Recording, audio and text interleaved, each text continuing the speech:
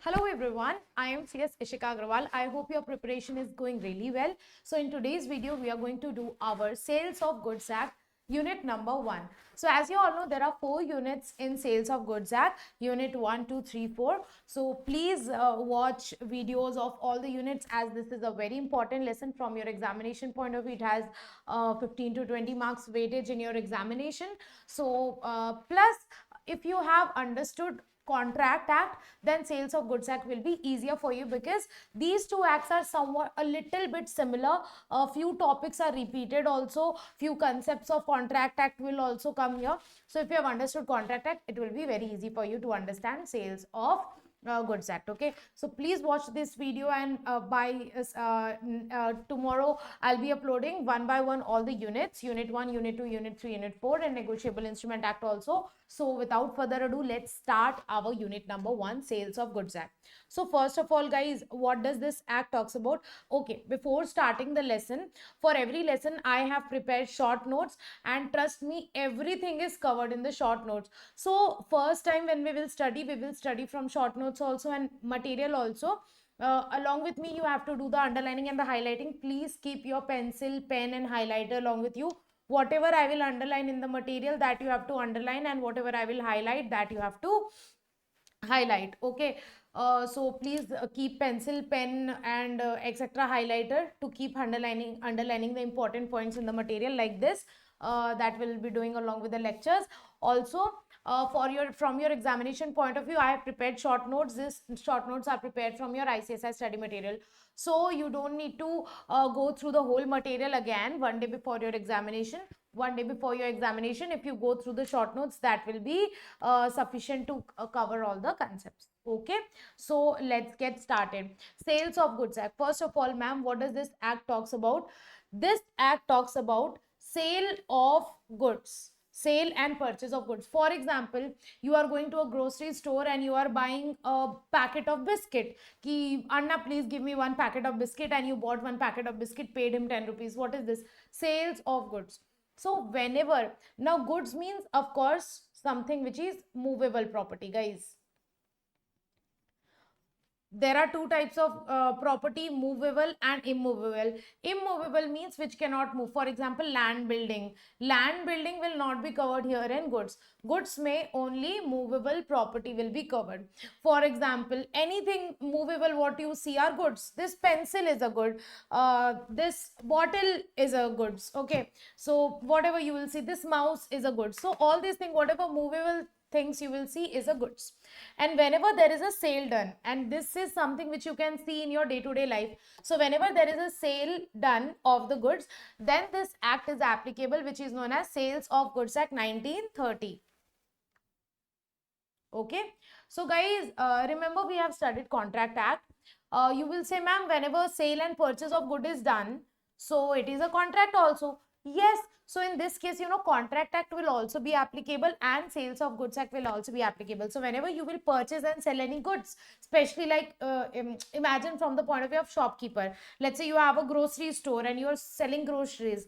Then in that case, Sales of Goods Act will be applicable, and that's a contract also. So remember, Contract Act will also be applicable. Okay, so first of all, ma'am, some basic things about basic introduction about Sales of Goods Act. Ma'am, this is applicable for contract of sale of goods. So whenever you will be entering into contract of sale of goods, then this act will be applicable, which is known as Sales of Goods Act. Acha, ma'am, is it applicable to whole of India? Yes, this is an Indian act passed by Parliament. So this act is applicable to whole of India. Ma'am, when this act came into force on 1st July 1930. वैसे तो this date is not so important to remember, but it's very easy, so you can remember 1st July 1930. For the first time, this act was enforced on 1st July 1930. Now, I told you कि since sale of good is a contract, so in this case, Contract Act is also applicable. So you will say, ma'am, if if imagine I'm running a dosa stall and I'm selling dosa, so Sales of Goods Act is also applicable. Yes. And Contract Act is also applicable. Yes. Both Sales of Goods Act and Contract Act is applicable. But ma'am, if sometimes Sales of Goods Act is saying something else and Contract Act is saying something else, ma'am, if there is inconsistency between these two acts, in that case Sales of Goods Act will be applicable, because it is a specific act. So generally we will say Indian Contract Act is also applicable to sales of goods if they are not inconsistent with SOGA. SOGA means Sales of Goods Act. So Sales of Goods Act ko now onwards in short I will call SOGA. Okay. So Indian Contract Act will also be applicable except when it is inconsistent with SOGA. If Indian Contract Act is inconsistent with SOGA, inconsistent means both are saying two separate things, then Indian Contract Act will not apply, then only SOGA will apply. Otherwise, in general situation, both Indian Contract Act and SOGA will apply.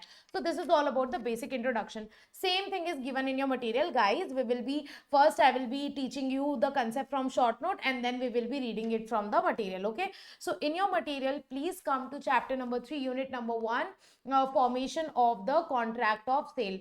Now here, please come to page number 3.2. Here Bakwas is given, no need to read this, only see this. This act came into force on 1st July 1930 and it extends to whole of India. Okay, and what is the scope of this act? Scope means in which cases this act will be applicable. Of course, name itself suggests Sales of Goods Act, meaning this act will be applicable in case of sales of goods. So the provision of this act are applicable to the contracts relating to sale of goods. Whenever you will enter into contract relating to sale of goods, which means movable property, then this act will be applicable. So the first question is, what is the scope of the act? It can come for 2 marks. What is the scope of Sales of Goods Act? This question can come for 2 marks. Are you understanding? So this act is applicable to contracts relating to sales of goods. And what are goods? Goods means movable property. It is not applicable to sales of immovable property. Why?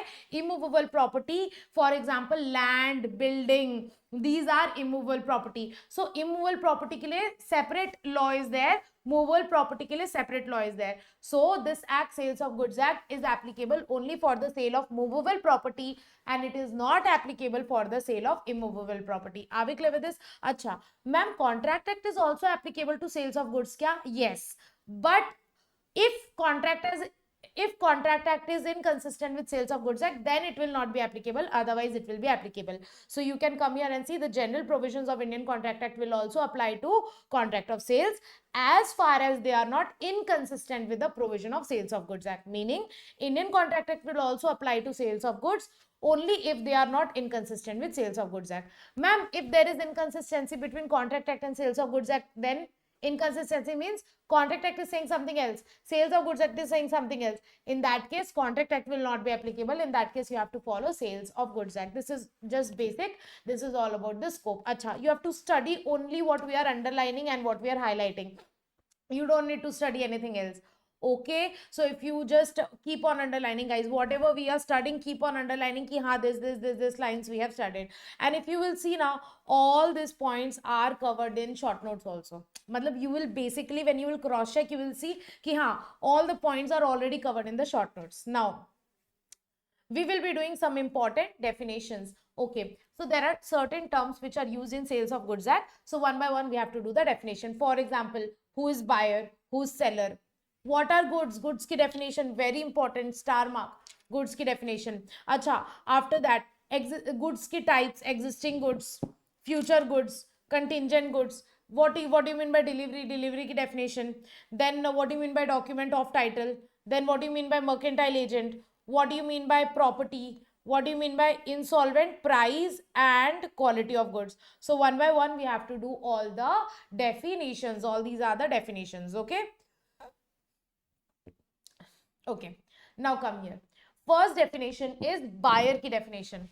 Who is buyer? You will say, ma'am, buyer means a person who buys. Yes, but buyer means a person who buys. It also includes a person who agrees to buy. For example, buy is present, agree to buy is future. For example, I entered into contract with the shopkeeper. Today, Anna, give me dosa. I purchased dosa and I paid him 50 rupees for the dosa. So here it is, I am buying dosa. Okay, so it is a present contract. But if I will agree to buy means, let's say I entered into contract with a shopkeeper ki next month I will sell you. Let's say I entered into contract with Mr. A. Let me. Okay, just a second. Let's say this is me. and this is a person A and B. A entered into contract with B कि next month I will sell you this, let's say, Kia की car, Kia की particular model, or let's say Mahindra की 3XO. I will sell you next month. I will sell you on this date Mahindra ki 3XO car. Now, please understand. Here there is a contract of sale between A and B, but this sale is not happening now. It's a future contract.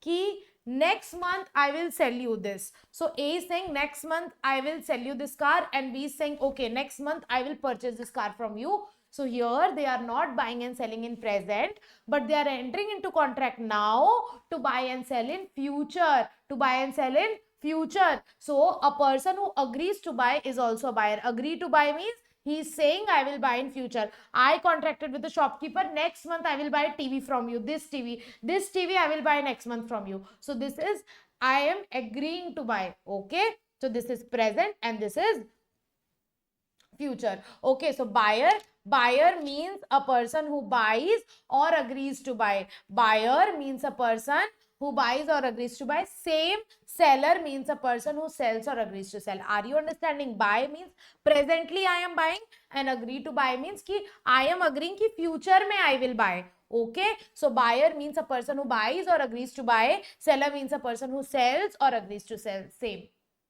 Now, buyer and seller are complementary. Complementary means, of course, if I am buyer for you, you are seller for me.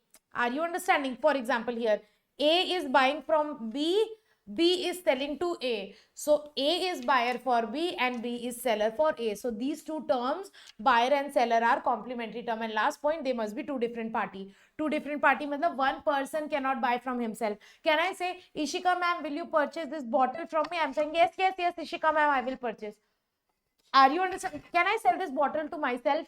No. How can I sell this bottle to myself? Which means buyer and seller should be two different person. If A is selling, can A sell a car to himself? No, right? So there should be minimum two person. If A is selling car to B, there are two people now. Buyer is a different person and seller is a different person. So there must be two different party.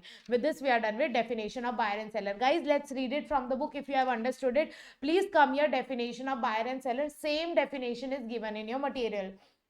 If you will come to your page number 3.3, who is buyer? Buyer means a person who buys or agrees to buy. Same. Seller means a person who sells or agrees to sell. Same. Acha, definition. Section number, if you aapki shraddha, if you want to remember, it's up to you. If you're not able to remember section number, it's fine. But it's not compulsory to remember the section number. Okay. So buyer means a person who buys or agrees to buy. Seller means a person who sells or agrees to sell. Now, these two terms, buyer and seller, are complementary. I already told you, and they should represent two different parties. Two different party means same person cannot be both buyer and seller. Buyer and seller should be two different person. Now, same thing is given again and again. Analysis is given. Both the terms, however, are used in a sense wider than their common meaning. Not only the person who buys, but also who agrees to buy is a buyer. Similarly, seller is not only the person who sells, but also agrees to sell. इसी को they have given in more detail कि not only person who buys in present, but who agrees to buy in future is also a buyer, and same for the seller. So with this, we are done with the definition of buyer and seller. If you just do it from the notes, it's more than sufficient. Now, very important definition, goods ki definition. What are goods? So goods ki very simple definition is given. Goods means every kind of movable property. Movable property means which can be easily transferred from one place to another. This bottle can be easily transfer. Yes. Movable property. Land, can you transfer land from one place to another? No, right? So land, building will be your immovable property. So what is the definition of goods? Goods means every kind of movable property. Goods means every kind of movable property which can be moved, easily moved from one place to another. Now, there are certain things which are included in the definition of goods, and there are certain things which are excluded from the definition of goods. Now, what are those things which are included in the definition of goods, and what are those things which are excluded from the definition of goods? Now, please understand. It is pretty obvious कि goods में it includes movable property. Yes, movable property means goods, and it excludes immovable property. This तो we know ma'am already कि immovable property like land, building will not be covered in goods. Okay, but ma'am, sorry. Okay, ma'am, there are some intangible properties. There are some intangible properties like goodwill, patent, trademark, copyright. You must have heard this. These are known as intangible property. Why? Because you cannot see them, you cannot touch them. But can you sell, can you transfer your goodwill easily? Yes. So guys, please understand, immovable property, sorry, I'm really sorry. Once again, intangible properties like patent, trademark, goodwill, copyright, etc. are also included in the definition of goods. So, you know, expressly definition may they say that if you get confused, let us clarify कि intangible properties like goodwill, trademark, copyright will be considered as goods. So, goods includes goodwill, trademark, copyright also. Now, growing crops, grass and things attached to forming part of the land. Guys, land may be grow crops, plants, fruits, for example, potatoes, different green vegetables, etc. Vegetables, fruits, etc. You grow in the land. Grass is grown in the land. Grass, crops that we grow in the land. The question is, those crops, vegetables and grass are grown in land. Land is the immovable property. So, you know, many people started arguing कि all the grass, vegetables, potato, tomato, etc., crops grown in the land will be considered as immovable property because land is immovable property. But then wait, it is not the truth. Will you eat it while it is attached to the land, or you have to separate it from the land to eat it? If you want to eat potato, you will not go inside the soil and you will not eat potato. Of course, you have to take the potato out of the land. You have to cut the grass and you have to cut the vegetables and crops from the land. Then only you can sell it and then only you can eat it, right? So, of course, those crops, grass and things which are forming part of land means grown in land. Those things, the question is whether those crops and grass will be movable property or immovable property. So the law says ki you will not eat it while it is attached to the land. You have to separate it from the land. You will cut those vegetables, crops, grass, and then only you will sell it. So after you will cut it now, it will become movable property. After you will cut those growing crops, grass from the land, and then you will sell it. So that is why it is considered as movable property and not immovable property. Are we clear with this? So growing crops, grass and things, those who are forming part of the land will be considered as goods. Okay. Next, ma'am, shares and stocks. Guys, we have already done Companies Act. We know companies issue different instruments like shares, debentures, bonds. Guys, all these are movable property because they can be easily sold from one person to another, and that is why all the shares and stocks are considered as goods. So goods include shares. Yeah, yes, shares are included in the definition of goods. So even if you know you are purchasing and selling shares of the company, let's say I am purchasing Reliance ke share, will SOGA will be applicable? Yes, because share is a good. Share will be covered in the definition of goods. So there in that case, Sales of Goods Act will also be applicable. Okay. Now, law mein alag se clarification is given ki water, gas, electricity is also movable property. Government provides you, na, electricity companies provide you electricity, your home and colleges mein electricity come na.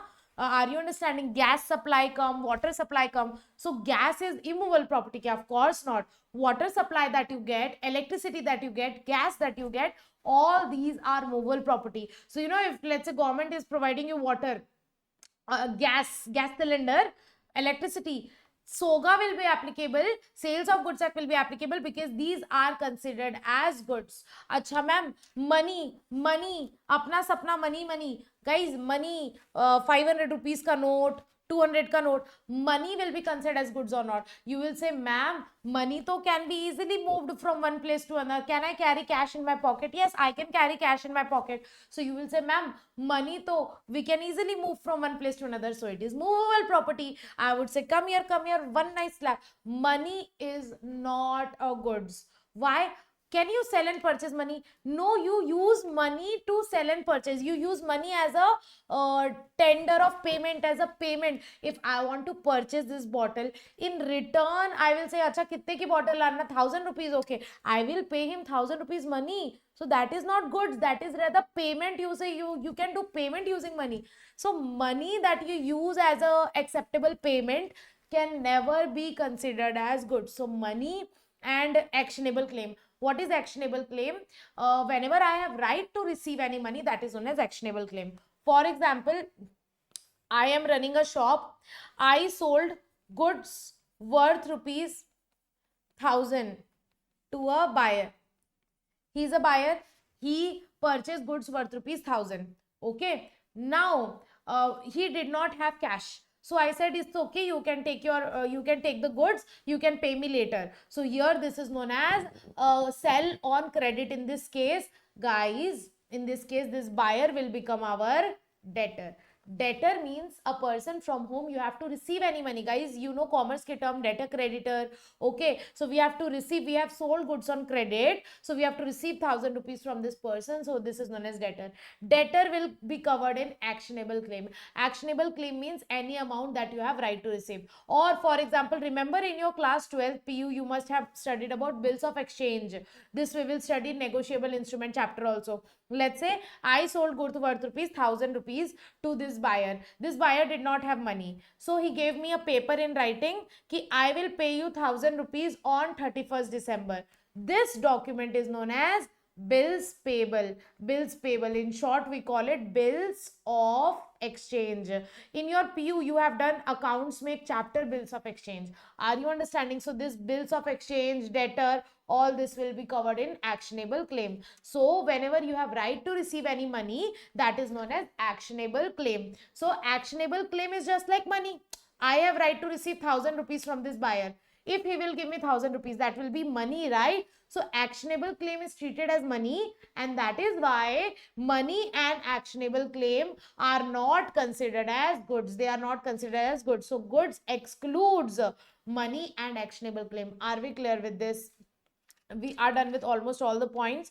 Only 2 points are left. अच्छा, वैसे तो money, let's say 1 rupees का coin अभी चलता है. Yes, 1 rupees का coin is acceptable. 10 rupees का coin is acceptable. Yes, 10 rupees का coin is acceptable. So it is money. Is it goods? The answer is no. It is not goods because money and actionable claim are excluded from the definition of goods. Now, when we talk about old rare antique coins, you know, old coins like 50 paisa wala coin, 25 paisa wala coin, earlier it used to be accepted as a payment. Today it is not accepted as a payment.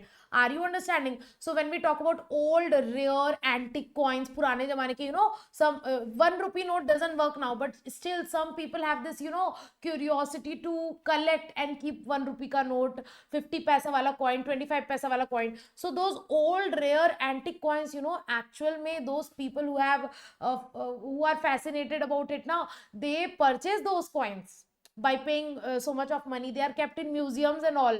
So that is why this old rare antique coins, these are not considered as goods because they are not money. They are not money. Are you understanding? Those old rare antique coins. Okay. And lastly, FDR. FDR means your fixed deposit receipt. Whatever fixed deposit you have made with your bank, that fixed deposit receipt is also tradable. You can easily sell your FDR receipt. So that is why this FDR are treated as goods. So with this, we are done with definition of goods. With this, we are done with this typical definition of good. Trust me, if you are done with this definition, we can easily read all this definition from the book, goods ki definition. So please come here. What do you mean by goods? Goods means every kind of movable property, and it includes all this, it excludes all this. It includes movable property but excludes immovable property. It includes growing crop, grass, things attached to earth which we will separate from the land.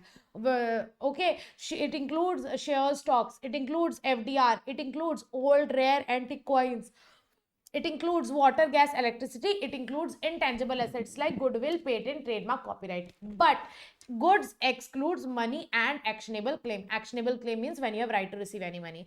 With this, we are done with goods ki definition. If you have understood this properly, let's read it from the material very quickly. We have already understood. We are just reading it from the material. Okay. Goods. Goods means every kind of movable property other than actionable claim and money. Other than means actionable claim and money is not considered as goods. But goods includes means following things are included in the goods: shares, stocks, done only or done share stocks, growing crops, grass and things attached to the land which are agreed to be severed or separated from the land before sale or under the contract of sale. Guys, those crops, grass which are attached to the land, of course you will not sell it while it is attached to land. You have to separate it from the land. Means you will cut the grass, you will cut the crops, you will take out the potato. Are you understanding? So they are agreed to be severed. Severed means separated. They are agreed to be separated from the land, but when? Before the sale of before the sale or contract of sale. Next, guys, what do you mean by actionable claim? Actionable claim ka definition is given ki actionable claim are those claims which can be enforced only by an action or suit. See, वैसे तो technical definition is given actionable claim. Actionable claim मतलब ऐसा claim against which we can take action, which means if I have right to receive 1,000 rupees from you, if you won't give that 1,000 rupees from me, then I can take action against you in the court of law. That is actionable claim. Means right to receive any money. Right to receive any money in an easy language. They have given it in a little technical language ki actionable claim are claims which can be enforced only by action or suit. Example, a debt. And a debt is not a movable property or goods. Acha, the question is, debt means actionable claim. Is it a movable property or goods? No, it's not a movable property, it's not a goods. Even the FDR is considered as goods. Now here we are saying that ki वैसे तो debt is not a movable property, but fixed deposit receipt is considered as movable property and it is considered as good. So don't you think about everything is written in the notes ki FDR is included, but money, actionable claim, bills of exchange, debt is not included. Next, goods includes both tangible and intangible asset. Guys, good may both tangible intangible asset will come. So intangible asset like goodwill, copyright, patent, trademark, etc. will also come in goods ki definition. And stocks and grass, stocks and shares are already covered. Gas, steam, water, electricity, all these things which you are receiving: gas, steam, water, electricity, and decree of court. Decree means order. Decree means order. Order of court are also considered to be goods. So gas, steam, water, electricity, or any decree of good, all these things are considered as goods. With this we are done with definition of goods. May just remember ki all this thing will be included in the definition of goods and this thing will not be included in the definition of goods. So whenever you will sell and purchase these items, these are goods, so sales of goods act will be applicable. But if you are selling and purchasing these items, for example immovable property, then sales of goods act will not be applicable. Or you are purchasing and selling any kind of movable property, in that case also sales of goods act will be applicable. Now before doing further definition, we will do goods ke classification. We have done definition of goods, right? Now we have to do classification of goods. Classification means types of goods. There are three types of goods: existing, future and contingent.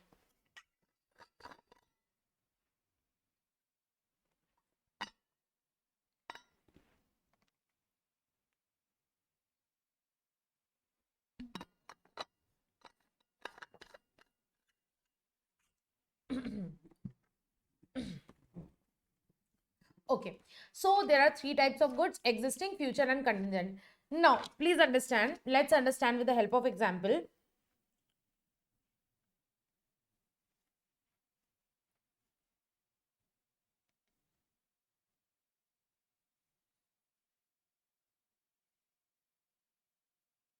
Okay, let's understand with the help of example.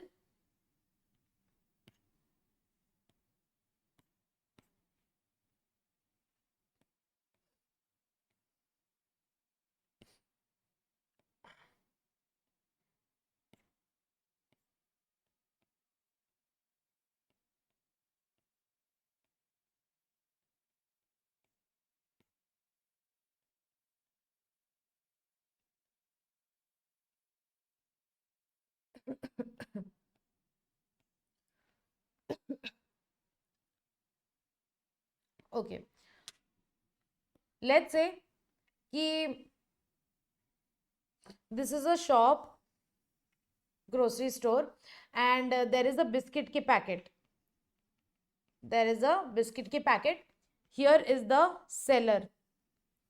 Okay, and this is A and this is B. B for buyer. Okay, A for seller, B for buyer. Now he went to the shop and said ki Anna, I want this biscuit. Give me one packet Parle-G biscuit. So Anna said okay, and they entered into contract of sale of biscuit. Sale of biscuit. Now please understand, when they entered into contract, the time when they entered into contract, that time goods was present or not? The answer is yes, goods was present. Goods were existing in this world or not? Yes, goods were there. Biscuit was there or not? Yes, biscuit was there. So this is known as present or existing goods. This is known as existing goods. Are we clear with this? So here what we are saying, कि when you are purchasing the biscuit or whenever you are entering into contract of sale, that time if that goods is present or existing, then we call it existing good. Biscuit is there, yes, it is in existence when we entered into contract, so this is existing good. Now let's take second example. Let's say this is a jewelry shop, and this is seller A and this is buyer B. Now let's say this buyer B went to the shop and said ki Anna, I want a diamond ring with a big solitaire stone in between, and I want like a big ring like this and that. So shopkeeper said, we don't have that ring as of now, but if you will place order now, we can customize and we can make a ring as per your specification. So this buyer said, okay, you make the ring for me. So a buyer gave description ki I want ring aisa round wala, and I want one big this size solitaire stone. So they entered in, shopkeeper said ki acha, it will cost you, let's say 5 lakh rupees. Shopkeeper said it will cost you 5 lakh rupees. So buyer said okay. He gave the description, he gave the order, but shopkeeper said, I don't have that ring as of now with me. I will construct it, I will get it made as per your specification. I will get your customized ring made for your size as per your order. So here they entered into contract. Mr. Buyer gave order to make a ring, okay, diamond ring, and then shopkeeper accepted the order and he made 5 lakh ka payment he have to make, then only the shopkeeper will make the ring. So now please understand, contract is entered, yes, they have entered into contract, but ring is in existence or not? You will say, ma'am, ring to abhi, when they are entering into contract, that time there is no ring existing. Ring will be made in future. Shopkeeper will construct the ring, will make the ring, or will get it made as per the specification of the buyer. So this is known as future goods. Future goods. Ring is in existence at the time of entering into contract? No. So this is the difference between existing and future good. I hope it is clear to you. Existing goods means when at the time of entering into contract, goods is present there. So it is existing good. But when at the time of entering into contract, goods are not in existence. It's not in earth. In that good is not in earth, it will be made in future. In future it will be made. Those goods are known as future goods. I hope it is clear to you all. Now please come here. Classification of good. What do you mean by existing good? Existing good means which is in existence at the time of sale. Which is in existence at the time of sale. It is either owned, possessed or acquired by seller. That is with seller. Doesn't matter whether he is owning or he is possessing or he has acquired. It is present, that's it. That goods is present in earth, that's it. That is existing goods. What is future goods? Future goods means not in existence. Those goods which are existence mein nahi hai, they are not in existence at the time of sale, but if we are saying ki we will get it manufactured, it will be manufactured or it will be produced or it will be acquired by the seller after entering into contract. So if goods are with seller at the time of entering into contract, then it is known as existing goods. If goods are not with seller at the time of entering into contract, Seller is saying either I will manufacture it, or I will produce it, or I will acquire it from someone else. Then this is future goods.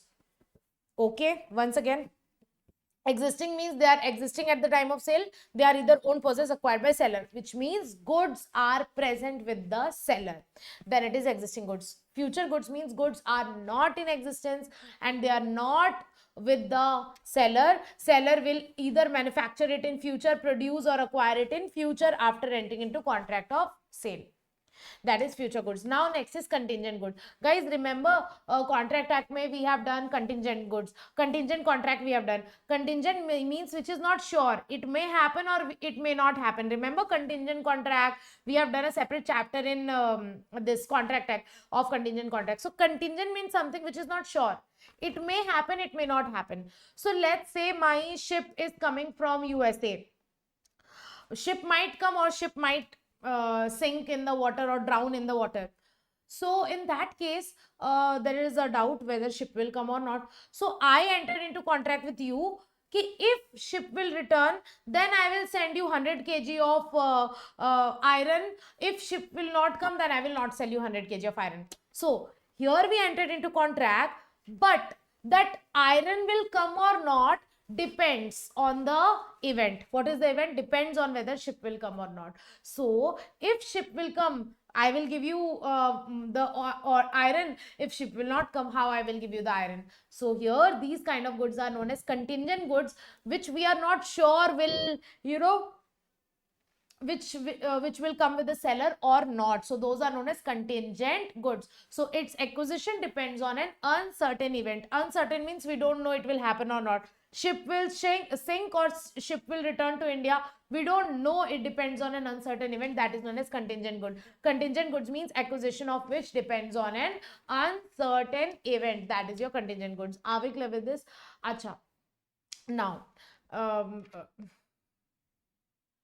will tell you, can we enter into future contract of sale? The answer is yes. We can enter into future contract of sale. So let's say this is A, seller, and this is B, buyer. A gave biscuit to him and B gave money to him. This is known as sale. This is known as sale. Sale means it has already executed, it is already done in present. Payment also done, delivery also done. Delivery and payment is done. Delivery, payment done, sale done. This is known as what? This is known as sale. So present contract or the spot contract where immediately I will give you the goods, you will give me the money. I will give you the goods, you will give me the money. This is known as sale, where payment and delivery is done. However, let's take second scenario. If this is A, who is the seller, and this is B, who is the buyer. A said to B कि next week I will give you goods. Next week I will give you goods. B said to A, next week I will give you money. I will give you money. Please tell me delivery and payment is done kya? No. Contract is done, but delivery and payment is not yet done. It is to be done in future. So this is known as future contract, and future contract is known as agreement to sale. This will come again in third unit. As of now, please understand the difference between sale and agreement to sale. Sale is a present contract and agreement to sell is a future contract. Sale में simultaneously contract के साथ delivery is done, payment is done, everything done are done. Are you understanding? That is sale. But if we are entering into contract कि next week or next month or next year, in sometime in future I will give you goods, you give me this much money. So this is known as agreement to sale. Agreement to sale means we are agreeing to sell in future. Agreement to sale, we are just entering into agreement as of now.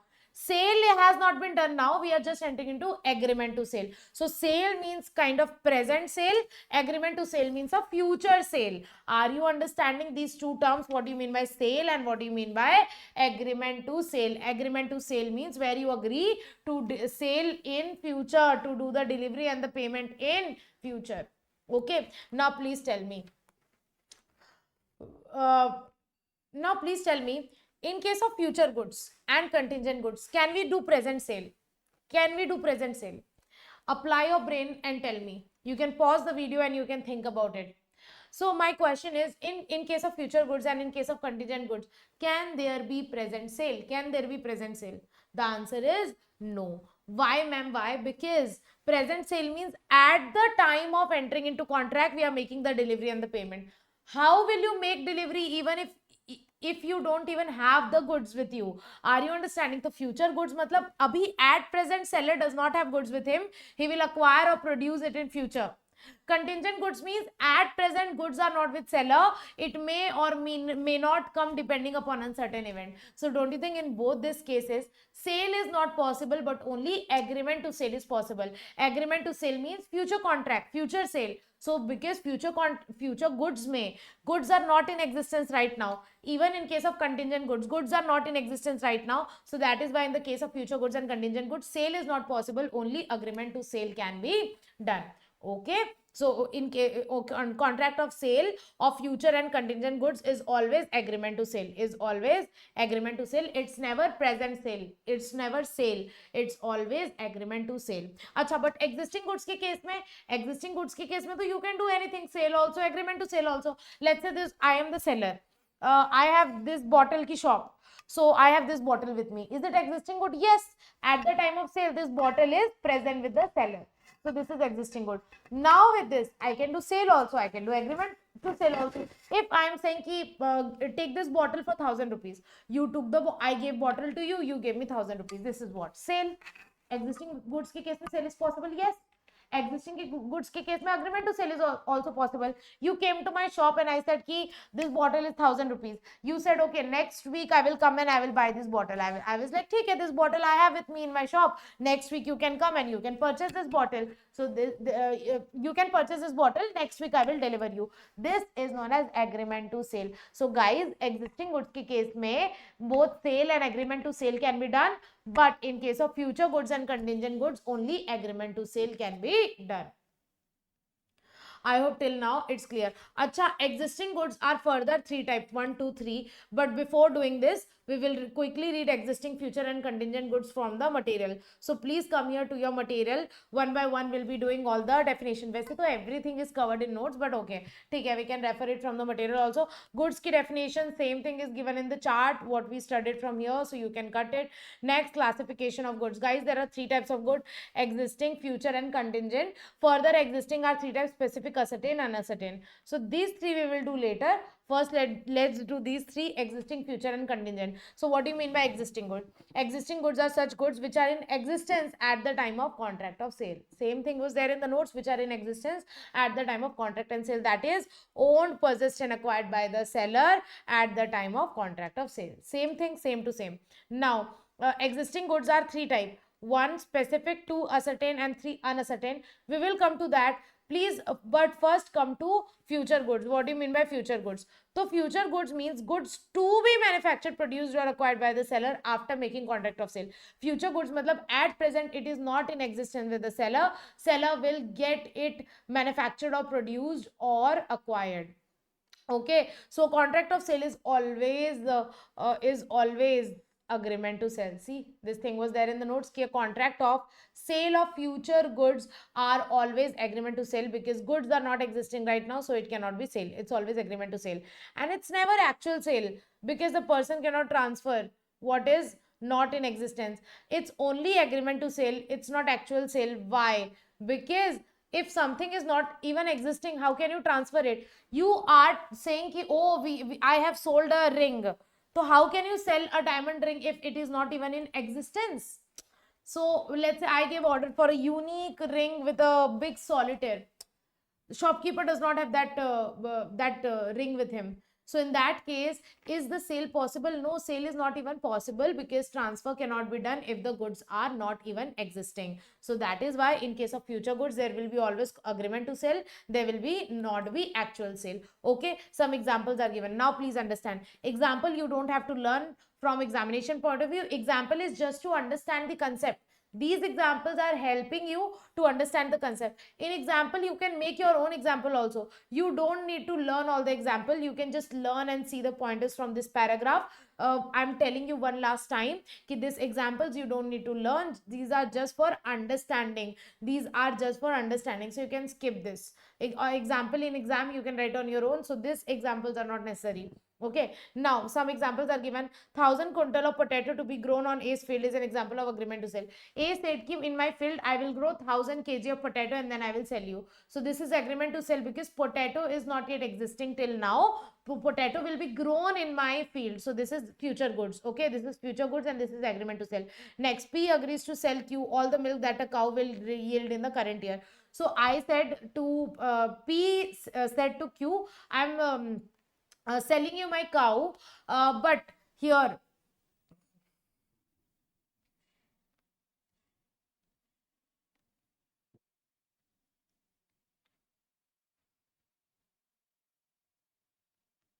sorry, you are not selling cow, you are selling the milk of the cow. Okay, I'm really sorry. Once again, P said ki I have a cow, whatever milk she will give in the next 1 year I will sell to you. This is agreement to sell because milk is not yet existent till now. Cow will produce milk and cow will give milk after some time or every day, you can say. So here one point is given ki P agreed with Q ki I will sell you all the milk that will be given by this cow in this coming year. So is this existing? No, we don't have milk till now. Seller does not have milk with him, but he will get milk every day from the cow. So this is known as future goods. So if you agree to sell the milk that cow will produce in the coming year, this is known as future goods. This milk is known as future goods and this agreement is known as agreement of sale of future goods. Acha, one more example is given. Anyway, you can read it. Same examples are given. Next is contingent good. What do you mean by contingent good? Contingent goods means acquisition of goods which depends on certain event upon uncertain contingency ko we can also say uncertain event. So uh, when goods are existing at present, these are known as existing goods. When goods are not existing in present, they will be acquired in future, that is known as future goods. But when the goods are not in existence, they will be acquired in future, but we are not sure if it will be acquired or not, if it will come or not. So if the acquisition of goods depend upon some uncertain event, then that is known as contingent good. Contingent means acquisition depends on some uncertain event, and in this case it always act as an agreement to sell and not a sale. Why? Because contingent goods are something which are not in existence right now, so you cannot sell what is not in existence. That is why contingent goods are not considered as sale, they are considered as agreement to sell. For example, two examples are given कि A agrees to sell to B a Picasso painting provided he is able to purchase it from the present owner. Let's say here someone has Picasso painting. Let's say Shah Rukh Khan. Shah Rukh Khan has a Picasso painting with him. Now A entered into agreement with B. A said to B कि if I am successful in acquiring this painting from Shah Rukh Khan. Currently Shah Rukh Khan has the ownership of this painting, let's say, for example. Now A is saying to B कि if I will successfully purchase this painting from Shah Rukh Khan, then I will sell it to you. So this is a sales of goods, but subject to a condition ki if I acquire it, then I will give you. If I will not acquire it, then I will not be able to give you. These goods are known as contingent goods. These goods are known as contingent goods. Are you understanding? So here A said to B ki if I will be able to acquire this painting from Shah Rukh Khan, then I will give this painting to you. So this is a contingent good because it's not sure whether A will be getting the painting or not. It might be possible ki this person will deny, Shah Rukh Khan will deny ki I will not give my painting to you. So it depends on whether this person gets the painting or not. If this person will get the painting, he will sell the goods. If he doesn't get the painting, then he will not be able to sell the goods. This type of contract are known as contingent contract. Achha, one more example is given ki P contracts to sell 50 pieces of a particular article provided that the ship reaches a port safely. P said that ki if ship will reach safely to the port, then I will sell you 50 pieces of any particular article. This is also contingent sale because if thing is there. See, whenever now, in order to simplify, I will tell you, whenever if is there, ki if this happens, then only this goods will be sold.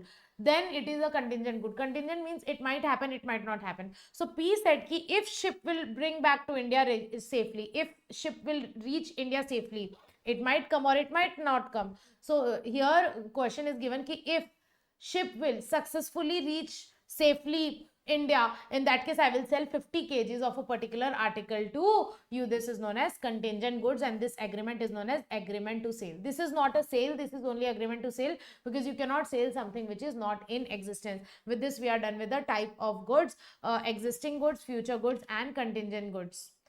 Wait, we have to also do the types of existing goods. Okay. Okay. So existing goods are of three types. Come here. Existing goods are further three types: specific, unascertained, and ascertained. Now, ignore ascertained as of now. Just see two types: specific and unascertained. Now, specific means when you have identified the goods. Let's say I went to purchase a sari, or I went to purchase a specs. Okay, not specs, sari. Let's say sari. So I went to a shop, a clothing shop, clothing store, and I said, Anna, show me sari. So I one sari, I liked it so much. I loved sari. So I said, Anna, I want this sari only. This sari. Pack me this sari. What is the price? He said 3,000. I was like, haan, theek hai. Give me this sari. So here, is it sale of good? Yes. Now, is it existing good? Yes. When contract of sale happened, when the shopkeeper sold me sari, was sari in existence? Yes. Yes, that sari was in existence. The question is, we have specifically identified, I want this particular dress, I want this sari. Are you understanding? So that is identified and agreed. So it is known as specific goods. Specific means when your goods are identified and agreed. Yahi wala, only this one. Okay, for example, I went to purchase a blazer, let's say a blazer. So I went to the shop, I was just choosing the blazer, I was seeing which blazer suits me, and I found this one. Ki haan, this blazer looks good on me. I said, Anna, I want this blazer, give me this blazer. Okay, so here contract of sale is done. Yes. Is it existing good? Yes. Now, at the time of sale, I said ki I want this blazer only and no one else. So we have specifically identified goods, ki yehi wala, only this one. So when you identify the goods, ki particular this goods, then it is known as specific goods. Specific goods when it is identified and agreed at the time of making contract of sale. Now, what do you mean by unascertained? Unascertained means, please understand, let's say there is a shop, and there are a lot of biscuit ki packets. Okay, biscuit ki packets. This is what? Oreo biscuit. Okay, Oreo biscuit ka na 5-6 packets are there. Oreo biscuit packets, Oreo biscuit packets, Oreo biscuit packets, and Oreo ka biscuit packet. Okay, now please understand, I went to the shop and I said, Anna, give me one Oreo 10 rupees wala. Give me one Oreo ka packet. And I gave him 10 rupees. Let's say 20 ka packet. So I gave him 20 rupees. Now, please understand. Contract happened? Yes. Contract of sale is done. I entered into contract of sale with the shopkeeper. I gave him 10 rupees. He said, okay, I will give you a biscuit. Contract happened? Yes. But have I identified ki Anna, give me yehi wala Oreo packet, give me only this packet? No. So there are a lot of Oreo packets. The shopkeeper can give me any Oreo packet out of all this. So this is known as unascertained goods, where the goods are existing. Goods are existing. Kya Oreo biscuits are there in the shop? Yes. Goods are existing. These Oreo biscuits are there with the shopkeeper. But I have not identified ki yehi wala, only this Oreo biscuit I want. Are you understanding? Lots of Oreo packet are there. Shopkeeper can give me any one out of them. And I don't care. He can give me any packet out of that. I have not specifically identified. He give me only this Oreo. So this is known as unascertained goods. This is known as unascertained goods. Why? Because you have not identified it at the time of contract of sale. Okay. Now, sale is done. After sale is done, shopkeeper will go.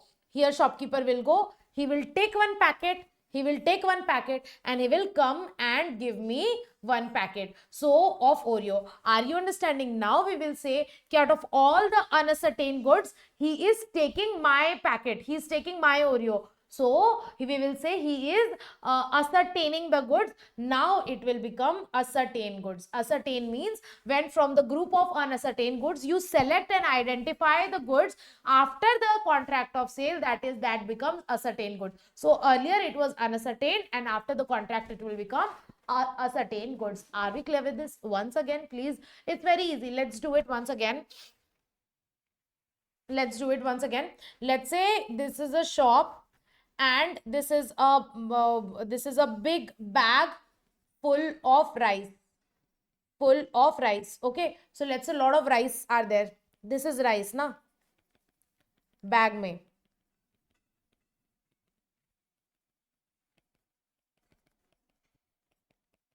This is what? Rice. Now I went to the shop and I said, Anna, I want rice. He showed me ki this rice we have. I just checked few stands. I was like, हाँ ठीक है. Give me 1 kg this rice, this wali rice. Let's say this is quality 1 rice, whatever. Okay, so this is rice ka bada sara bag, and I said, give me 1 kg rice. Let's say 1 kg rice is of 100 rupees. So I said, give me 1 kg rice, and I gave him 100 rupees. Contract happened? Yes, ma'am. Contract of sale happened. I said, will you give me 1 kg rice for 100 rupees? He said, yes, I will give you 1 kg rice for 100 rupees. So contract of sale happened. But please understand, in this bag, let's say this is a 10 kg wala bag. In this bag of rice, not 10 kg rice is there. Now, out of this 10 kg, which rice he will give me? Is it identified? No, there is 10 kg rice. Usme se he will take out 1 kg, he will measure it, he will weigh it, and then after that he will give me 1 kg rice, right? But the contract is done. Contract is done. Do we know which 1 kg rice I will get? No. So this is known as unascertained good. Are we clear with this? This is known as unascertained goods. Why? Because at the time of contract of sale, I don't know which 1 kg rice I will get. Out of this 10 kg ka bag, I don't know which 1 kg rice I will get. So this is known as unascertained goods, because goods are not identified at the time of contract of sale. Later, after contract will happen, I paid money to the shopkeeper, contract happened. After that, he will take out 1 kg rice from this 10 kg ka bag, he will weigh it, and then after 1 kg he will give me. So we will say now this goods will become ascertained. Now he will take a small bag. In that small bag, 1 kg rice is there. He will measure it and he will give this 1 kg ka bag to me. Now this goods will become ascertained goods. Now this goods will become ascertained goods. Are we understanding, guys? So those goods which are uncertain at the time of contract of sale, later when it is identified, it become ascertained goods. So these are the 3 types of existing goods. I hope it is clear to you all. Specific goods, unascertained, and ascertained goods. So what do you mean by specific goods? Specific goods means which are specifically identified. Ki specific matlab mein to specifically identified ki yahi wala blazer I want, this blazer. So no doubt is there ki it is specifically identified. That is specific goods. Unascertained means they are not identified at the time of contract of sale. For example, sale by description or sale by sample. So he showed me rice ka sample. I said, हाँ, give me 1 kg rice. Contract happened. But out of 10 kg ka bag, which 1 kg bag I will get, I don't know. So these are unascertained. Now, later, after entering into contract, when you identify that 1 kg rice, it become ascertained goods. So unascertained goods later become ascertained goods. Are we clear with this? So later when you identify the goods after the contract is made, that becomes ascertained goods. So after such identification, unascertained goods will become ascertained goods. So after in that 10 kg ka rice ka bag is unascertained goods, when I will identify 1 kg, when I will separately take out 1 kg and weigh it, then that unascertained goods will become ascertained goods, guys. Same thing is given in your material. Same to same. We have completed, understood it. Now let's read it from the material very quickly. Come here to page number 3.4. Existing goods, 3 types. First is your specific goods, second is your ascertained goods, and third is your unascertained goods. Okay, one by one. Specific goods means goods who are identified and agreed at the time of contract of sale. For example, any specified and finally decided good like Samsung Galaxy 7H, or you selected a Samsung Galaxy 7H phone and you said I want this phone only, that is specific goods. You selected a Whirlpool ki washing machine 7 kg wali, so you selected this Whirlpool ki 7 kg wali machine I want, that is a specific good. For example, A had 5 cars of different models and he agreed to sell his Santro car to B. Here B agreed to purchase same Santro car. This is a specific good as the car is identified. Please understand, I have 5 car of different models. Okay, I have only one Santro car, one, let's say, 2 Mahindra and 2 Hyundai. Okay, so I have 5 car, only one Santro car is there, and I entered into contract of sale to you कि I want to sell my Santro car. So here goods are identified, so this is known as specific goods. Next is your ascertained goods. Ascertained goods means those goods which are identified in accordance with the, sorry, acha, ascertained we will do later. First, we will do unascertained. Unascertained means goods which are not identified, which are not specifically identified or ascertained at the time of entering into contract. For example, sale by sample or sale by description. Okay, sale by sample, may I give you example of that rice wala thing ki he showed me thoda sa sample rice ka, I said ha, it's fine, give me 1 kg, contract done, but later he will identify it. So this is known as unascertained goods which are not identified. 10 kg rice mein se he can give me any 1 kg, so that 10 kg rice is unascertained goods. For example, if A agrees to sell B 1 packet of salt out of lot of 100 packets lying in the shop, my shop mein 100 packet of salt are there, I entered into contract with you to sell one salt ka packet. This is this salt ka packet is unascertained goods because you don't know out of those 100 salt ka packet which salt ka packet you will get. So this is unascertained goods. One more example, X has 10 horses, he promised to sell one out of those 10 horses. So this is unascertained goods. I have 10 horse, I said I will give you any one horse out of those 10 horse. You said okay, fine. So we entered into contract to sell any one horse out of my all 10 horse. So here you don't know which one horse you will get out of the 10 horse, so this is unascertained goods. Now later when you will select one horse ki ha, this horse I want, later when you will identify according to the contract, it will become ascertained good. So those goods which are unascertained at the time of entering into contract will later become ascertained goods. So if the goods are later identified in accordance with the agreement and agreement of the contract of sale, that becomes ascertained goods. Okay, that become ascertained goods. See, these terms are not defined, they are just interpretation is given. In actual practice, the term ascertained goods is used in the same sense as specific goods. You know what, technically ascertained goods and specific goods are same. Ascertained goods mein kya hai, let's say out of 100 kg rice, he took out 1 kg rice and he weighed it and he said okay, take your 1 kg rice. Now out of unascertained rice, he selected 1 kg. Now we will say now it become ascertained rice. Now don't you think it is as good as specific goods? Specific matlab kya, identified. Now we have successfully identified ki ha, this 1 kg rice I want. So ascertained goods are same as specific goods. The only difference is specific goods means when you identify them at the time of contract of sale. Okay, but when you identify them after the contract of sale is made, that is known as ascertained goods. Okay, so when at the time of sale it is not identified, then it is unascertained, and after the sale is made, then you identify, then it is known as ascertained goods. Otherwise, technically ascertained goods is used in the same sense as specific goods. When out of different lot or out of large quantity of unascertained good, the number of or quantity contracted is identified, then such identified goods will called as ascertained goods.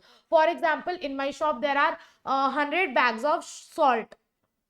I entered into contract to sell you 1 bag of salt. This is unascertained good because contract happened, you don't know which bag of salt you will get. Now let's say I went to the shop, I selected one bag of salt and I gave it to you. Now it will become ascertained goods because now I have identified it. So when goods are identified as per the contract of sale, after the contract is done, that is known as ascertained goods. For example, example is just for understanding. You don't need to buy hard the example. Guys, examination point of view, you need to learn this language, underline wala part, this underline wala part. Examination point of view, you need to learn this you will write in exam. Example is just for understanding so that you understand the concept. You don't have to write the example, this example in your answer sheet. These are just for understanding. In your answer sheet, you have to write this. For example, if question will come, what is unascertained goods? Then you have to write this answer. Okay. Acha. Ascertain ka example is given. Example, a wholesaler of cotton has 100 bales in his godown. A wholesaler of cotton has 100 bales in his godown and he agrees to sell 50 bales, and these bales are selected and set aside. There is the contract done. I will sell you 100 bales of total I have 100 bales of cotton in my shop, and I entered into contract with you to sell 50 bales of cotton.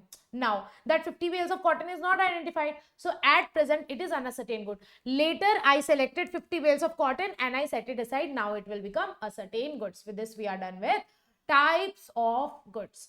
Now the next topic is delivery. What do you mean by delivery? Definition of delivery. Okay, so the next definition that we have to do is delivery ki definition. Now delivery ki definition is given in section 2 clause 2 of the Sales of Goods Act.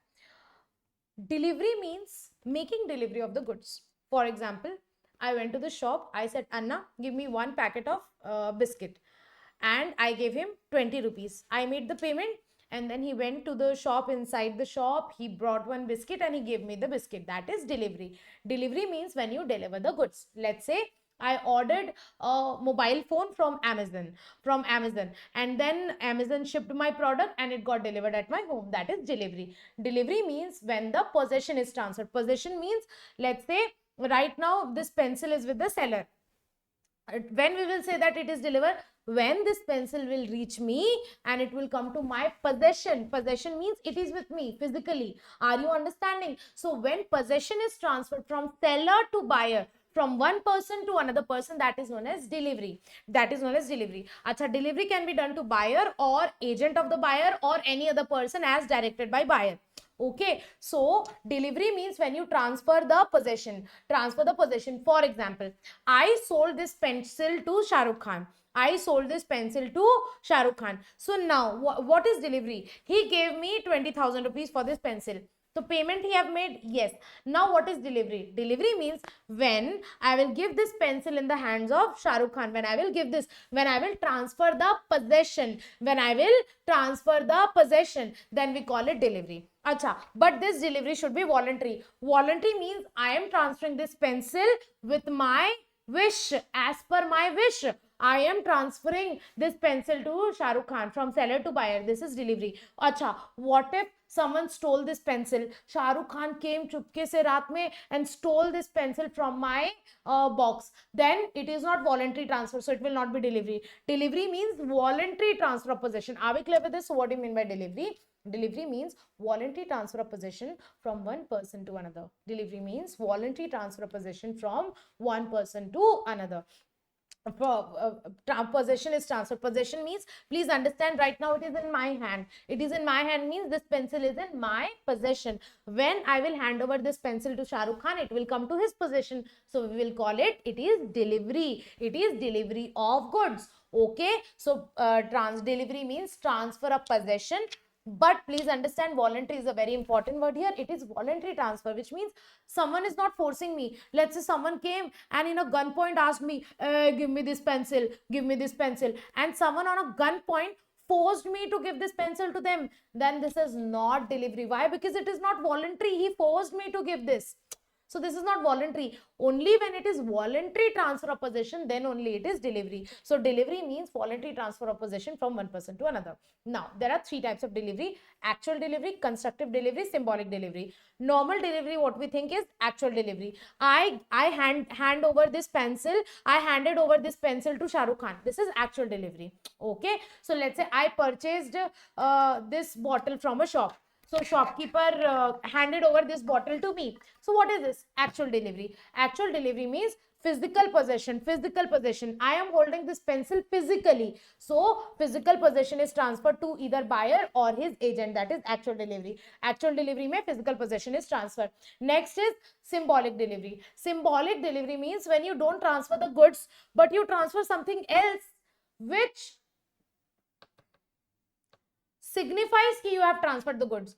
For example, if I am selling you my car, let's say, please understand, this is my house and this is my neighbor's house. This is my house and this is my neighbor's house. Okay, let's say I have a car here standing. This is a car. Okay, so there is a car in my house. I sold this car to my neighbor for, let's say, 10 lakh rupees.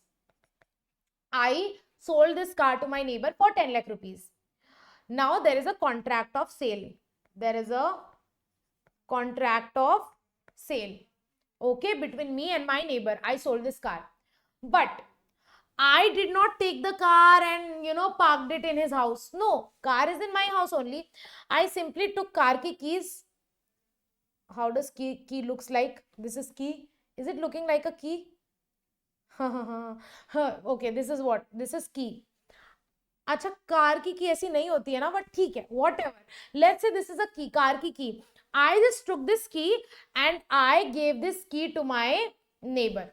Will we assume कि delivery is done? Yes, delivery is done. I will not take the car and keep it in his head. Of course not. If I have to deliver the car, I will simply give him keys. If I will give him keys, it simply means I have delivered the car. He can, with the key, he can come and he can take the car anywhere he want. Are you understanding? So if I have to deliver a car, even if I don't actually deliver the car, but I deliver something else, let's say keys of the car, it means I have given the car to him, because now I cannot start the car without the key. Na? He can start the car without the key. So if I simply deliver the key, it signifies that I have done the delivery. This is known as symbolic delivery, where you don't transfer the possession of the goods, but you transfer the possession of something else, which have the same effect of the delivery. Here I did not transfer the possession of car, but I simply gave him keys. This is example of symbolic delivery. One more example I will tell you. Ki I have, let's say, 1 acre land. 1 acre land. Now, don't you think land ko, this is my land, I sold it to B, who is a buyer. I sold it to B, who is a buyer. A is the seller. He sold this land to buyer. Now, please understand, guys, if I sold land, will I take the land and keep it in his head? Of course not, right? It is it is immovable property, so it will not be covered in sales of goods act. Car will be covered in sales of goods act, because car is a movable property. Just an example. वैसे land will not cover here. Just छोटा सा example. I am selling land to buyer. Is it possible कि I will take the land and keep it in his head? No, right? So in that case, na, if you want to sell the land, na, तो there are property papers. These are property papers. Property papers में owners का नाम is given. Owner का नाम is given. So if I simply give the property papers to Mr. B and enter his name, if I will simply give the property papers, it means I have delivered the land to him. So here, if I have to deliver the land, I will not deliver the land actually, but even if I deliver just the property papers, it has the same effect of delivery of land. This is known as symbolic delivery, where you don't deliver the actual good, but you give something else which is as good as delivery. So please come here. Symbolic delivery means delivery of a thing in token of transfer of goods. Delivery of a thing, you are delivering some other thing in token of transfer of goods. In order to transfer goods, you're not delivering the goods, but you are delivering some other thing as a token to transfer the goods. For example, you have to transfer the car, you have to deliver the car. So you're not delivering the car actually, but you are delivering the keys to the car. So example, delivery of the document of title. Document of title ka example I gave you, that property papers, that key, etc. Okay, and last is your constructive delivery. Constructive delivery means where there is no change in physical possession possession of the goods, but still there is delivery by acknowledgement to the buyer. What do you mean? This you can understand with the help of example. Let's say there is a warehouse. Warehouse means go down. There is a warehouse or go down. Okay. Now let's say there are a lot of timber. You know timber?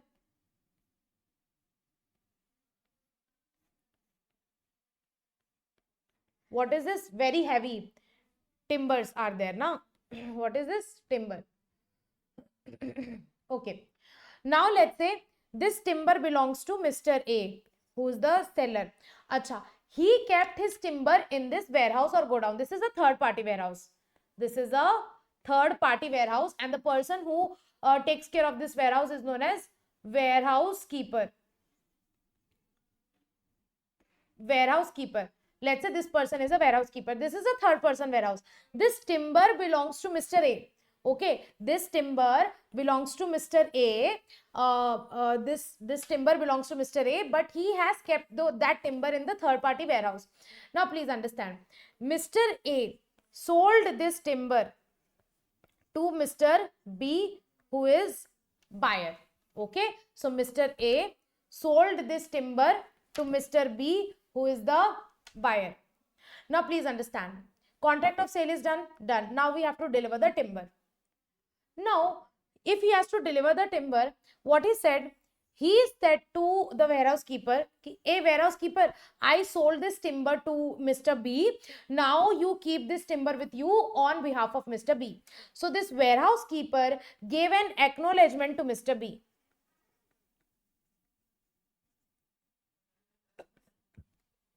This warehouse keeper gave an acknowledgement to Mr. B. Mr. B, I acknowledge कि now this timber I am keeping on behalf of you. I accept कि timber is sold to you. Earlier I was keeping this timber on behalf of Mr. A. Now I acknowledge that I am keeping this timber on behalf of you. So when this warehouse keeper will give this acknowledgement to buyer, we will assume that delivery is done. Even if timber is not moved from here to here, timber is at the same place. Physically, it is not moved. Physically, it is at the same place. No possession is transferred. Earlier also it was with the warehouse keeper. Now also it is with the warehouse keeper. He just gave an acknowledgement to buyer कि I acknowledge. Earlier I was keeping this timber for A. Now I will keep this timber for you, Mr. B, buyer. Are you understanding? So here we will assume that delivery is done, even if there is no transfer of possession. Even if there is no transfer of possession, but then also we will assume delivery is done. This is known as constructive delivery, where actual delivery is not done, but we will assume delivery is done just by acknowledgement given to buyer, where third party or any warehouse keeper or anyone will give acknowledgement to buyer. Then we will say that delivery is done even without actual change in possession.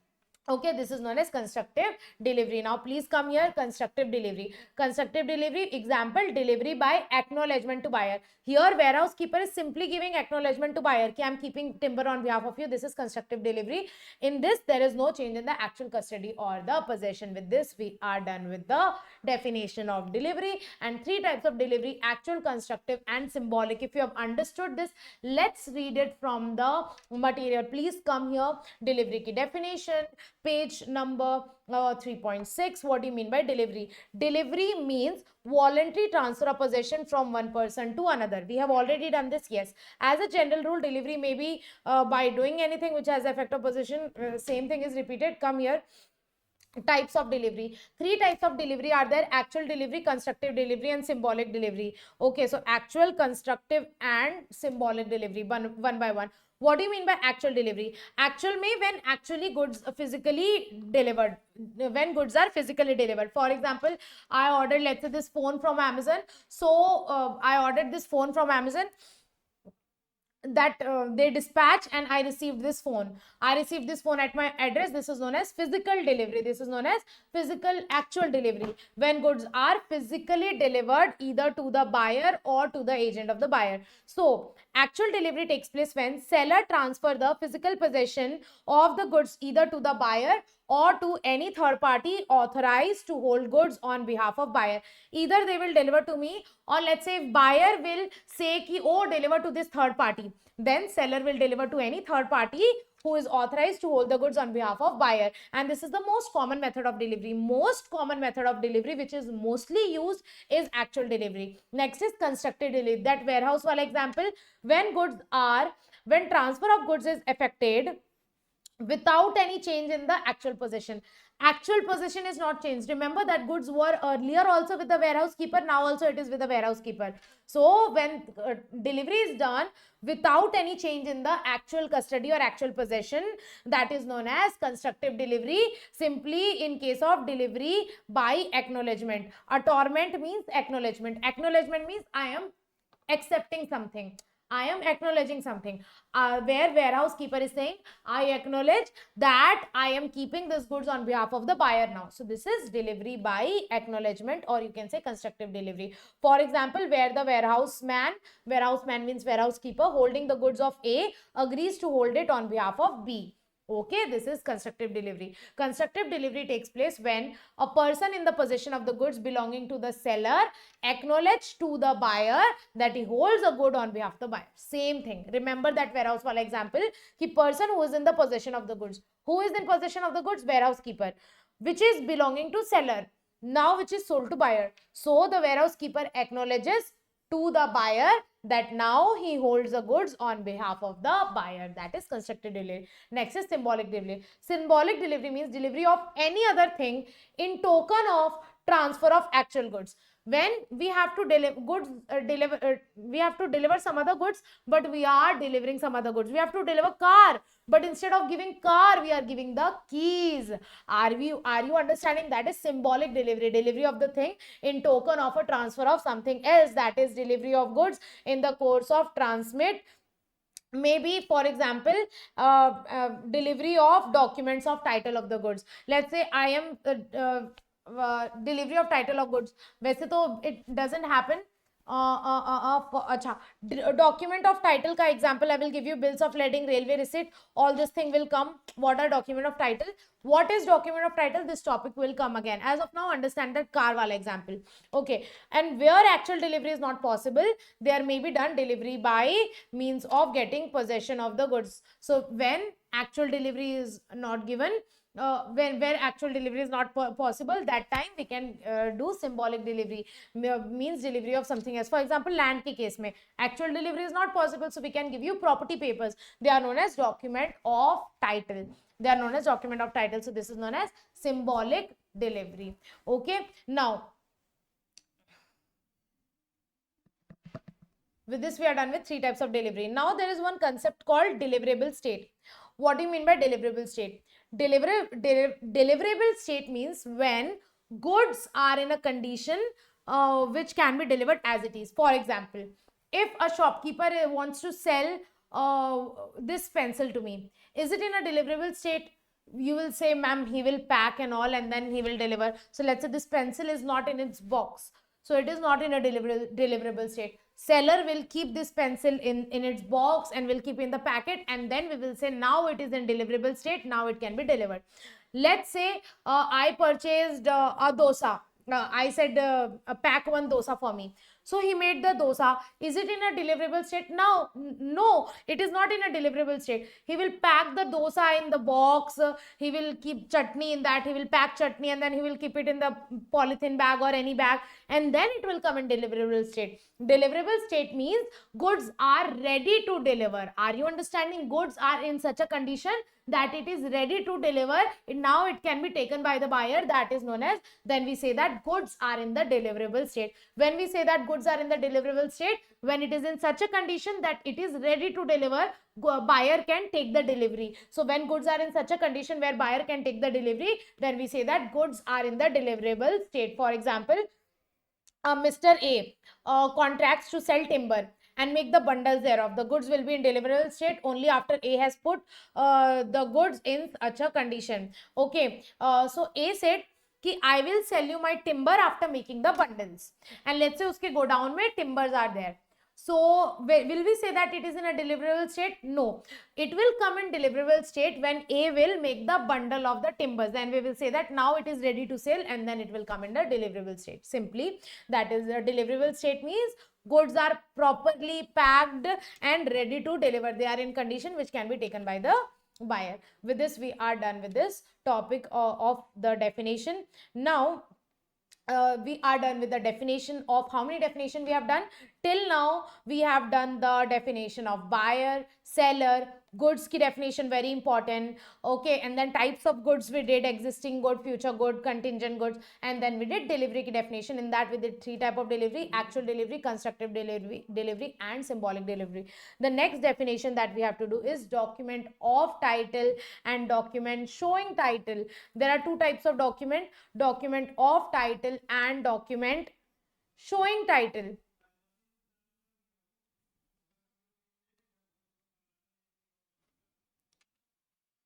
Okay.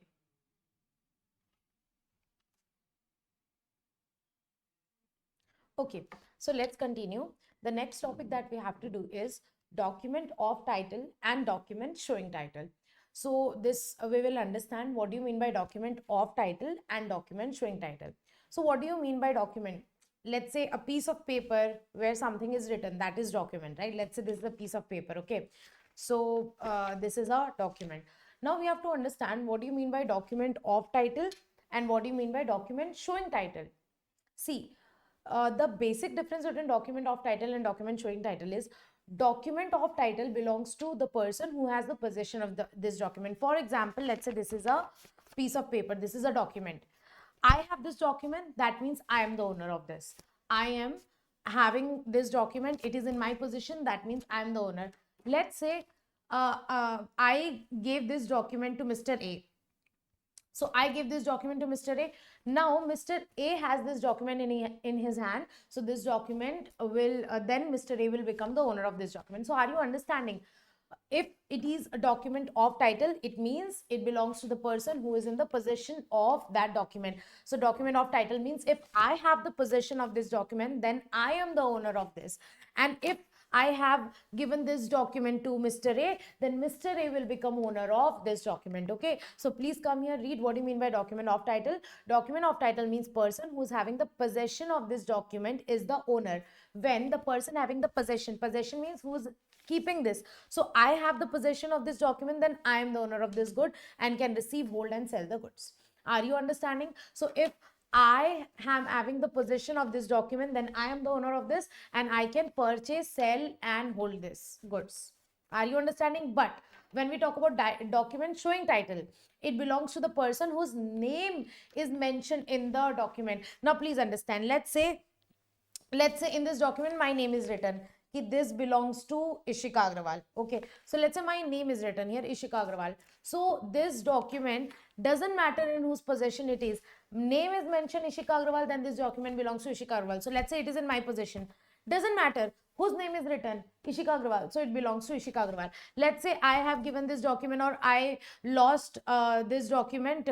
So someone found it. Let's say Mr. A. Mr. A got this document. Then it will be, then Mr. A will become owner of this document. The answer is no. Document showing title means the person whose name is mentioned in the document will be the owner. Doesn't matter who has the possession. So even if let's say Mr. A has the possession of this document, he will not become the owner. Still, who's the person whose name is written? My name is written, so I will be the owner. That is document showing title. I will give you example, property papers. So property papers, let's say land ka property papers. So property papers mein na owner ka naam is written, owner ka name is written. So let's say for my property papers, the ownership is written ki ownership belongs to Ishika Agrawal property papers mein. So now that is document showing title. Doesn't matter who have the possession of this. So even if let's say this is my property paper, all my land and building ka property ka ownership is mentioned ki it belongs to Ishika Agrawal. This is document showing title. My name is written here. That means I am the owner of this land. Ye land ka property paper hai. So my name is mentioned. Then I am the owner of that land. Now please understand. Let's say I lost this document and then Shah Rukh Khan found this. So Shah Rukh Khan got this document. Does it mean ki land will be under ownership of Shah Rukh Khan. Does it mean that Shah Rukh Khan will become the owner of this land? The answer is no. Shah Rukh Khan will not become the owner of this land just by mere delivery. Even if this document I deliver to him, still he will not become the owner, because property ke papers are document showing title. Document showing title means the person whose name is written, that person will be owner. Example property paper, example share certificate. Share certificate में owner का mention is written कि Ishika Agrawal is the owner of 10 shares of Reliance Industries Limited. So share certificate में owner का name is written कि Ishika Agrawal is the owner. Now even if let's say I gave this document to Salman Khan, so will Salman Khan become the owner of Reliance ka share? Kya? The answer is no. Even if Salman Khan will receive this share certificate, he will not become the owner of those shares. Why? Because it is document showing title, and in this my name is written, that means I am the owner of this document. Doesn't matter in whose possession it is. So by mere delivery, it will not get transferred. So this is document showing title. This is share certificate. My name is written. Ishika Agrawal is the owner of 10 shares of Reliance Industries Limited. If I will deliver this to Salman Khan, I will deliver this to Salman Khan, will he become the owner? The answer is no. So this, in case of document showing title, ownership cannot be transferred by mere delivery. You know, by mere delivery means simply giving the possession. So even if I'll give this paper, see this piece of paper, even if I'll deliver this piece of paper to Salman Khan will not become the owner of this share certificate, because this is document showing title, and in this case ownership doesn't transfer by mere delivery. Why? Because even if I will deliver this share certificate to Salman Khan, even if this will be in the possession of Salman Khan, he will not become the owner, because this is document showing title, and in this case person whose name is mentioned in the document will be the owner. So my name is mentioned, so I will be the owner. This is example of document showing title. Now I will tell you what is document of title. Document of title means nobody's name is written. Isme no one's name is written. Ishika Agrawal, no name is written. Just it is written ki holder of this document will be the owner of this goods. In this document, simply it is written ki holder of this document. Holder of this document means the person who has the possession of this document will be the owner of the goods. Now this is document of title.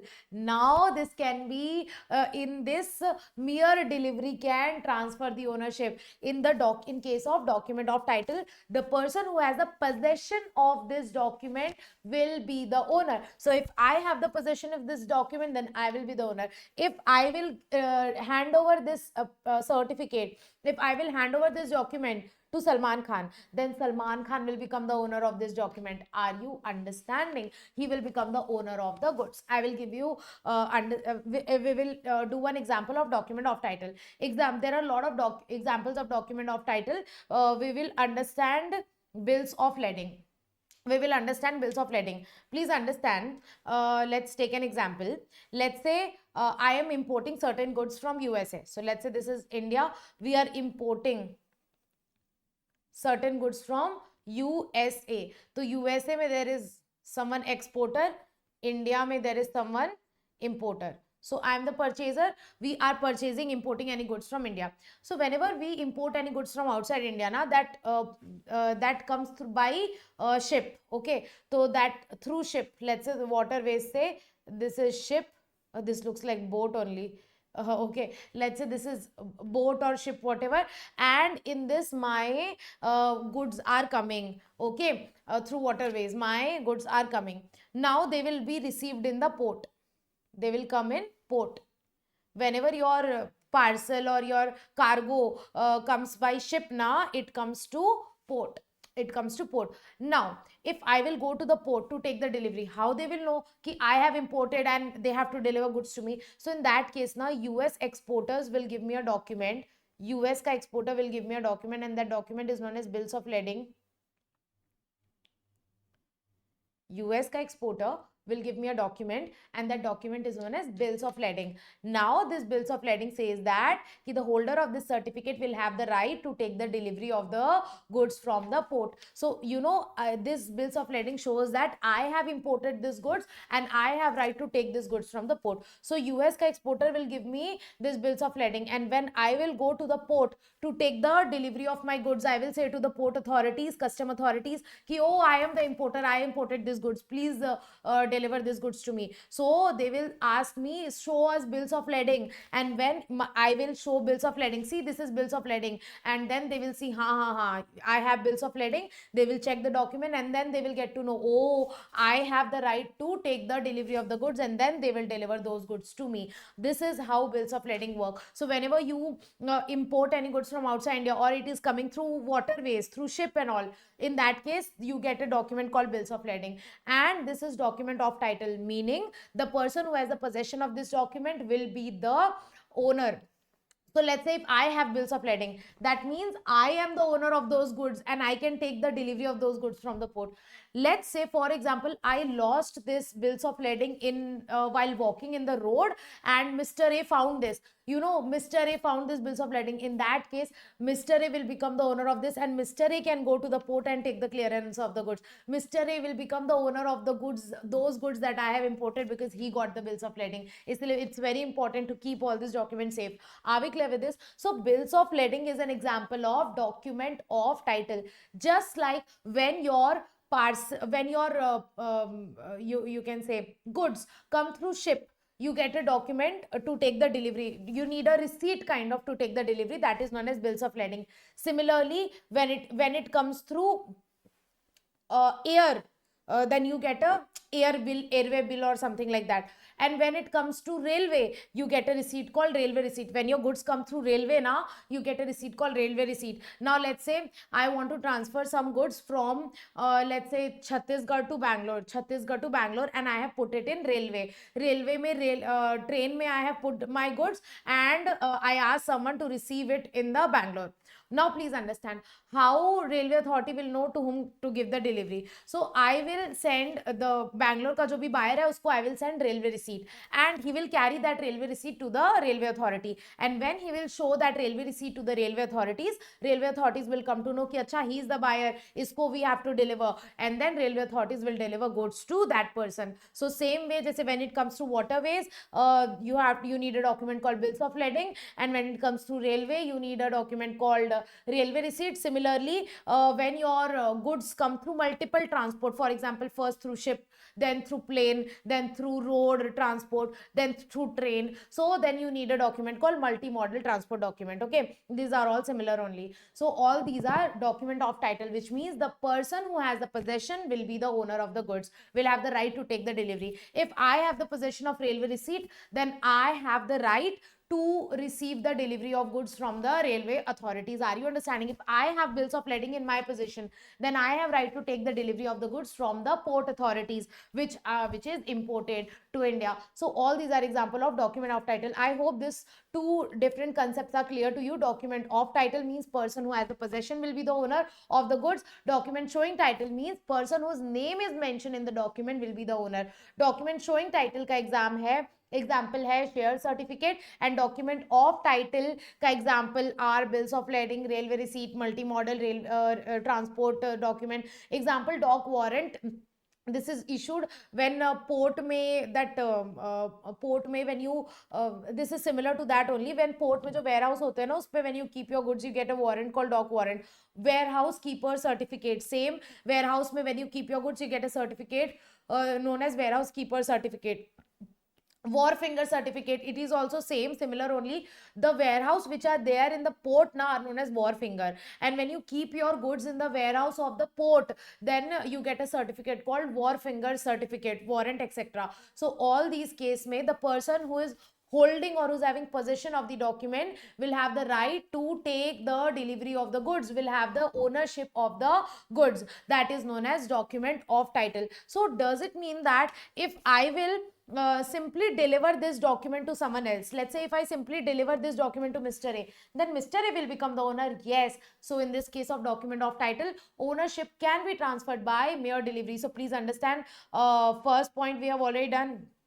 Okay, examples we have already done. See the third point, ownership can be transferred by mere delivery, because इसमें nobody's name is mentioned. The person who's holding this is the owner. So if I am holding this, I am the owner. If I simply deliver it to Mr. A, Mr. A will become the owner. So in this case, ownership can be transferred by mere delivery of the document. But in case of document showing title, ownership cannot be transferred by mere delivery, because in that name is mentioned, the person whose name is mentioned in the owner. I hope all these 3 points are clear to you. One extra point is here, ki unconditional undertaking to deliver the goods to the holder of the document. What is document of title? Document of title is an unconditional undertaking to deliver goods to the holder of the document. For example, if I am having bills of lading with me, then it is the right to me to take the delivery of the goods without any condition. For example, if I have imported any goods from America, so America ka exporter has given me bills of lading ki madam, when you will show this bills of lading to the port authorities, they will deliver you the goods.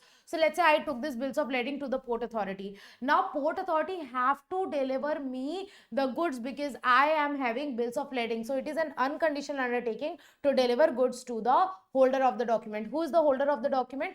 I am the holder of the document. Port authority cannot put any condition on me and cannot deny ki no madam, we don't know whether you are the owner or not, we will not deliver you. Array, I am showing you bills of lading. Now I have bills of lading, which means I am the owner. So in this case, it is an unconditional undertaking to deliver the goods to the holder of the document. I hope everyone is clear with the meaning of document of title and document showing title. There is one concept called mate's receipt. Guys, mate's receipt is simply acknowledgement of the receipt of goods. So let's say when I will receive the good, I will give a receipt called mate's receipt. Mate's receipt is kind of acknowledgement ki I received the goods. I am acknowledging that yes, I received the good. So it is just an acknowledgement. It is not a document of title. Mate's receipt is nothing but an acknowledgement. It's neither document of title nor document showing title. So mate's receipt, what is mate's receipt? It's simply an acknowledgement कि I am acknowledging कि yes, I received my goods. Simply, इससे ज़्यादा इसका कोई use नहीं है. So mate's receipt is not a document of title. It is simply a mere acknowledgement of the receipt of the goods. With this, we are done with this topic of document of title and document showing title. If you have understood this, let's read it from the material. If any confusion you have, trust me, when we'll read the material, it will get all clear. So now come here to the to your book, page number 3.7, document of title of the goods. Here one point, some examples are given. Ki document of title includes bills of lading, dock warrant, warehouse keeper certificate, wharf finger certificate, railway receipt, multi-model transfer certificate, warrant. Don't you think all this example I have given in your notes also? Okay, next.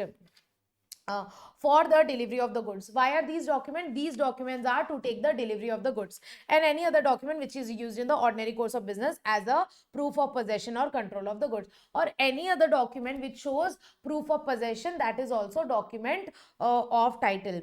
Okay, it is for to authorize either by endorsement or by delivery the possessor of the document to transfer or receive goods thereby represented. Why is this document? This document authorizes the possessor. Possessor means who's holding this document. This document authorizes the possessor to either transfer or receive the goods. So if I have this document, then I have right to receive or transfer the goods. For example, bills of lading, dock warrant, same example is given again.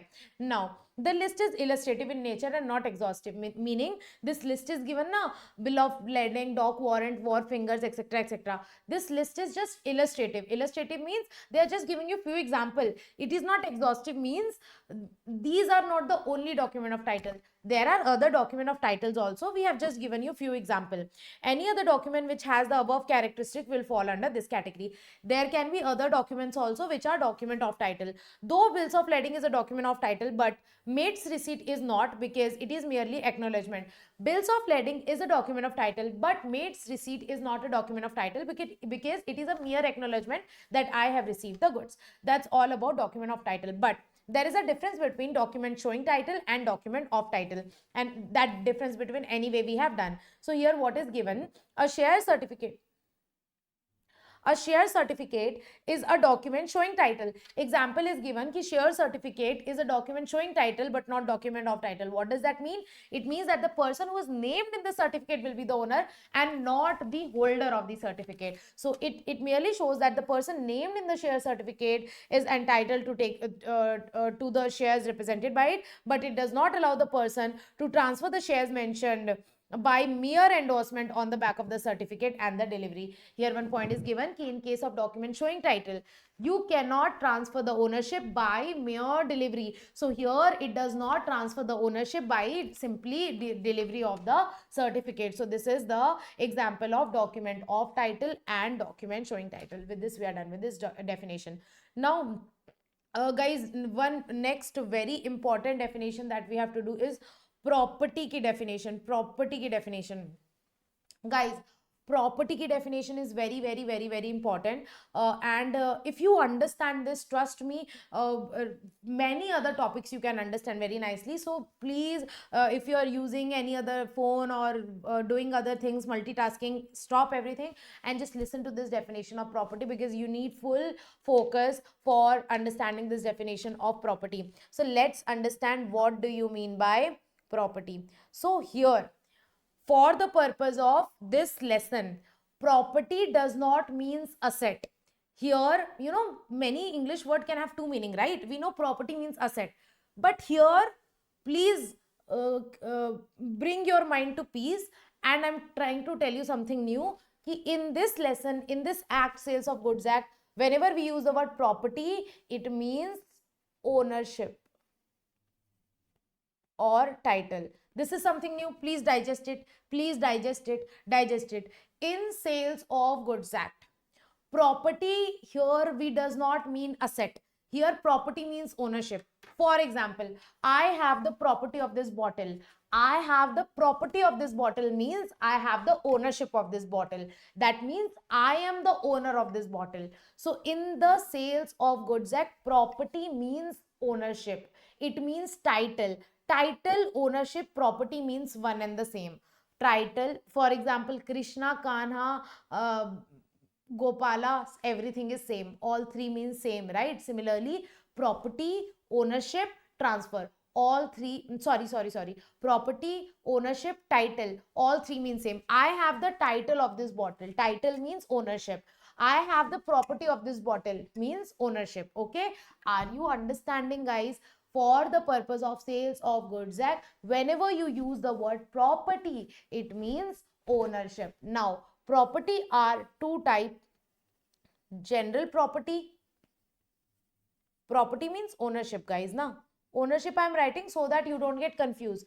And there is another special property. Property means ownership. Now, guys, please listen.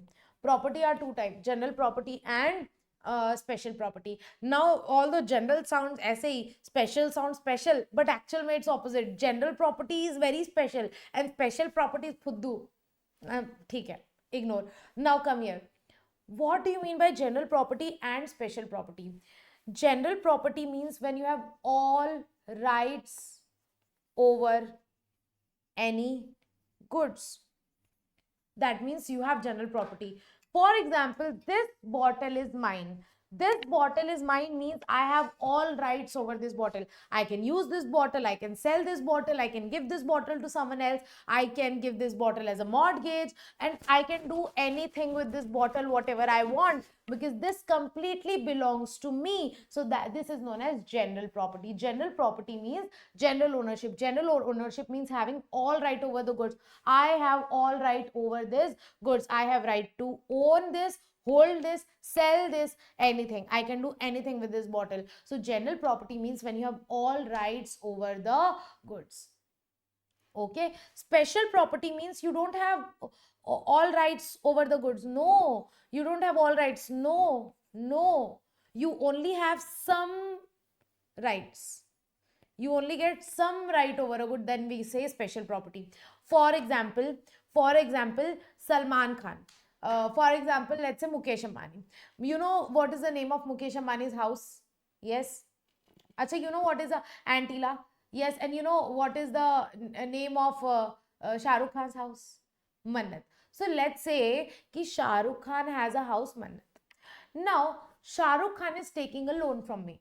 Shah Rukh Khan is taking a loan from me and he gave his house Mannat or as a security, as a mortgage to me. कि madam, if I don't repay your loan, then you can take over my mannat. Are you understanding? So he gave me his house mannat as a security. Does it belongs to me? Am I the owner? Who is the owner of that house? Shah Rukh Khan is the owner of that house. Am I the owner of that house? The answer is no. I am not the owner. Shah Rukh Khan is the owner. So who has general property over that house? Shah Rukh Khan has general property over that house because he is the owner of that house. He has simply given that house to me as a mortgage. So I'm simply mortgagee. So I'm having some mortgage rights, which means can I sell his house? No, it is just available to me as a mortgage. I'm not the owner. Can I sell that house? No. Can I live in that house? No. Can I go and seal that house?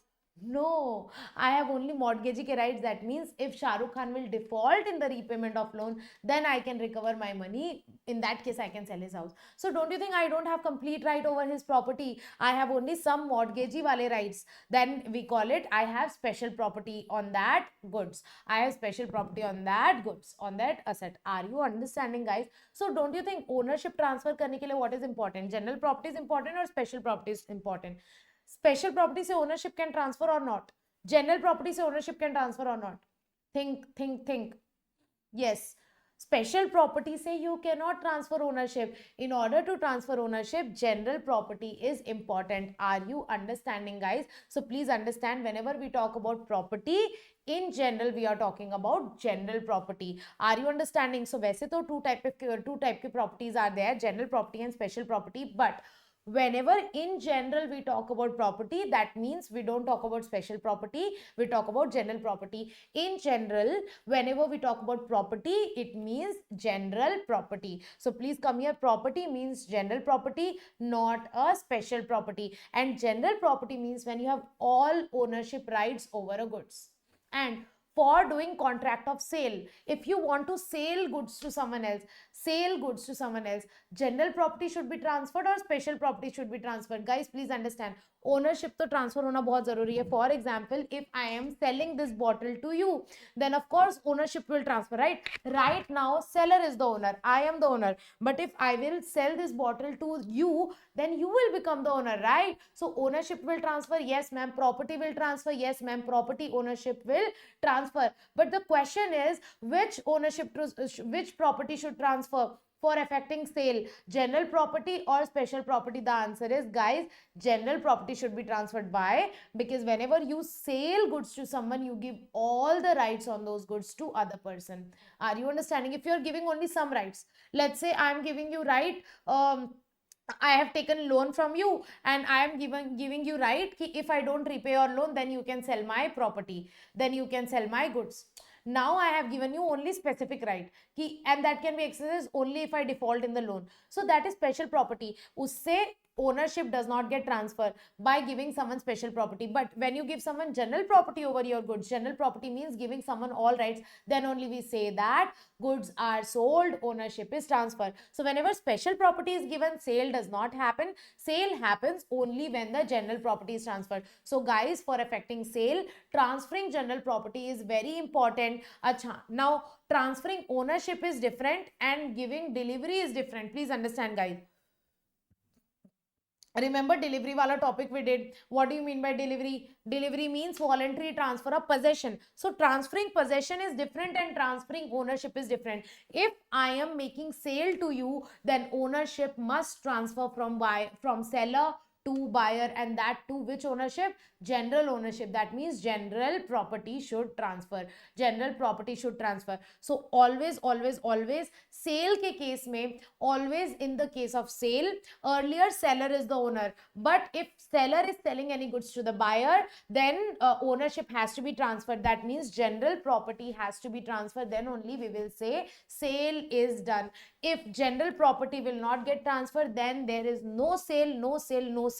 So in order to do sale, in order to do contract of sale, general property should be transferred. So this is the meaning of general property and special property. I hope you have understood this definition. Come, let's read it from the material. Come here to the definition of the property given in section 211. Property here means ownership. As I told you, property, ownership, title all mean same, and here we refer to general property. So whenever we talk about property, we are referring to general property or general ownership. In the event, in every contract of sale, ownership must be transferred from the seller to the buyer, or there must be agreement to transfer the ownership. In every contract of sale, either ownership should transfer or they should do agreement to transfer the ownership in future. But transfer of ownership is very important. For that, general property has to be transferred.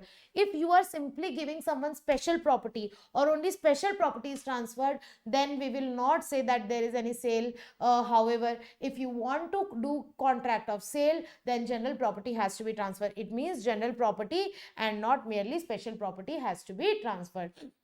Same thing is again analyzed here in more detail. Let's just read it. The property in the goods means general property. Wherever we say property, it means general property. Acha, what do you mean by general property? General property means all ownership rights on the goods. When you have all rights on the goods, then we call it general property. Note that the general property in goods is to be distinguished from special property. They are telling you that general property is different from special property. Acha, how is it is different?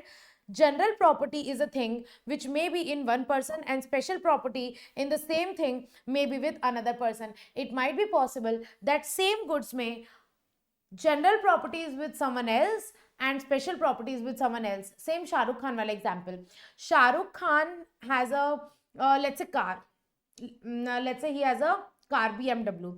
So Shah Rukh Khan has a car BMW. Car is movable goods, yes.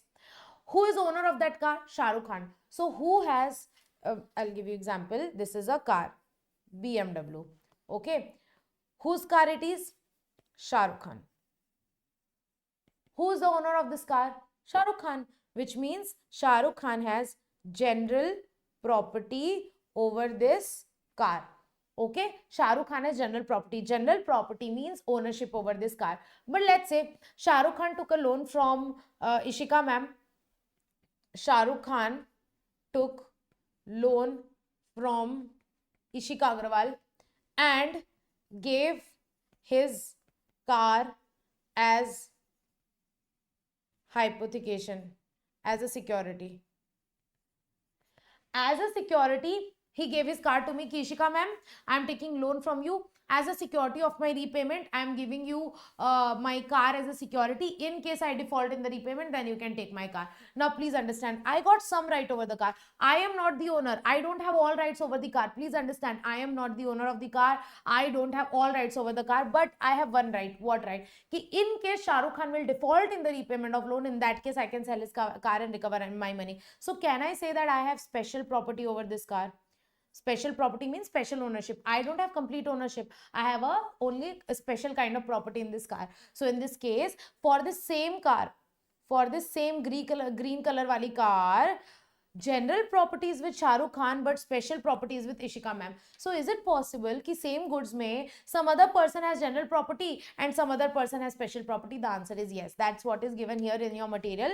If you will see, general property in the same thing maybe with one person and special property in the same thing maybe with another. Okay, which means it might be possible that same goods may general property is with some other person and special property is with some other person. Example, when an article is pledged.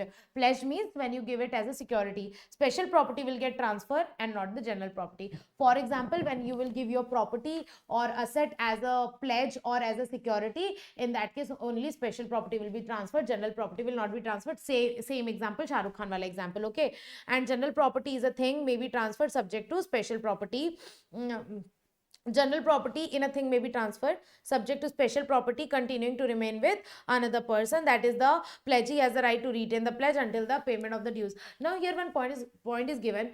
If I have given special property on my goods to someone else, can I transfer the general property also? The answer is yes. I will give you one example. For example, this car is with Shah Rukh Khan. So who has the general property over this car? Shah Rukh Khan. Shah Rukh Khan has the general property over this car. Now let's say he took loan from me and he gave his car as a pledge to me, as a security to me. So now I got special property in this car. Now please understand, there is a car. Shah Rukh Khan has general property over that car and Ishika ma'am has special property over this car. The question is, now Shah Rukh Khan want to sell this car to Deepika Padukone. Deepika. Shah Rukh Khan wants to sell this car to Deepika Padukone. Can he do that? Can he transfer the general property to someone else while the special property is with someone else? The answer is yes. So here, if he will sell the car to Deepika, then general property will be transferred to Deepika. General property means ownership over the car. So if Shah Rukh Khan will sell this car to Deepika, then general property will be transferred to Deepika and Deepika will become the owner of this car, while the special property is still with me because it is given to me as a security. So is it possible, ma'am? Yes, it is possible कि while this property is under a special property, someone else have a special property, then also the seller can sell this car, can transfer the general property over this car. Same thing is given here. If you read again, कि the general property in a thing means let's say car, may be transferred. It can be transferred subject to the special property continuing to remain with the another person. If the special property will continue to remain with other person, then general property can be transferred. So I have the special property. If after sale also I'll continue to have a special property, then yes, Shah Rukh Khan can transfer the general property to, let's say, Katrina Kaif or Deepika Padukone, some other person. Okay, for example, one example is given here. If A owns a certain goods, pledges to B. I have certain goods, A has certain goods, he pledged them to B. So now B got the special property in those assets. Now A has a general property, whereas B has special property. This much is clear. Ki A owns certain goods, so A has general property, and he pledged them to B. Then B got a special property. Now, in case A fails to repay the amount, then B can sell his goods. So what do you mean by special property? That means in case A fails to repay the loan or the amount, then B can sell his goods and recover the same. This is known as special property. So I hope you are clear. Guys, please tell me, to effect a contract of sale, to effect contract of sale, to effect contract of sale, transferring general property is important or transferring special property is important? Think and tell me. Pause and tell me. Okay, I'm going to reveal the answer. Think the answer in your mind. In order to effect contract of sale, guys, transferring general property is important. Special property is not important for transferring ownership. For effecting contract of sale, general property should be transferred. General property on the good should be transferred. I hope you are clear with the concept of property. Acha, after property, 2-3 bakwas definition is given. Ki, what do you mean by quality of goods? Quality of goods includes state and condition. State and condition means simply what is the condition of the goods, and what is the state means existence, how it is in existence. Quality, that way we measure quality of goods. For example, let's say you are buying rice. Rice may be, depending upon their condition, depending upon the quality, there are different type of rice. Grade 1 rice, grade 2 rice, grade 3 rice, different kind of rice comes. Are we clear with this? So that is quality. Achha, what do you mean by price? Price means the money consideration for the sale of goods. Sale of goods ke liye whatever consideration you pay, that is price. For example, I purchased this bottle for 1000 rupees. So 1000 rupees is the price. Okay, and it is the value of the goods expressed in monetary terms. Guys, please understand, price is always expressed in monetary terms. That means barter is not sale. You can write here barter is not sale. You can write here barter is not sale. What do you mean by this? Let's say I purchased this bottle from you. In return, I gave you my mouse. I took the bottle from you. In return, I gave you my mic. What is this? Barter. Is this sale? No, this is not sale. Sale ke liye it is very important that payment should be done in the monetary terms. Paisa, paisa, paisa, paisa.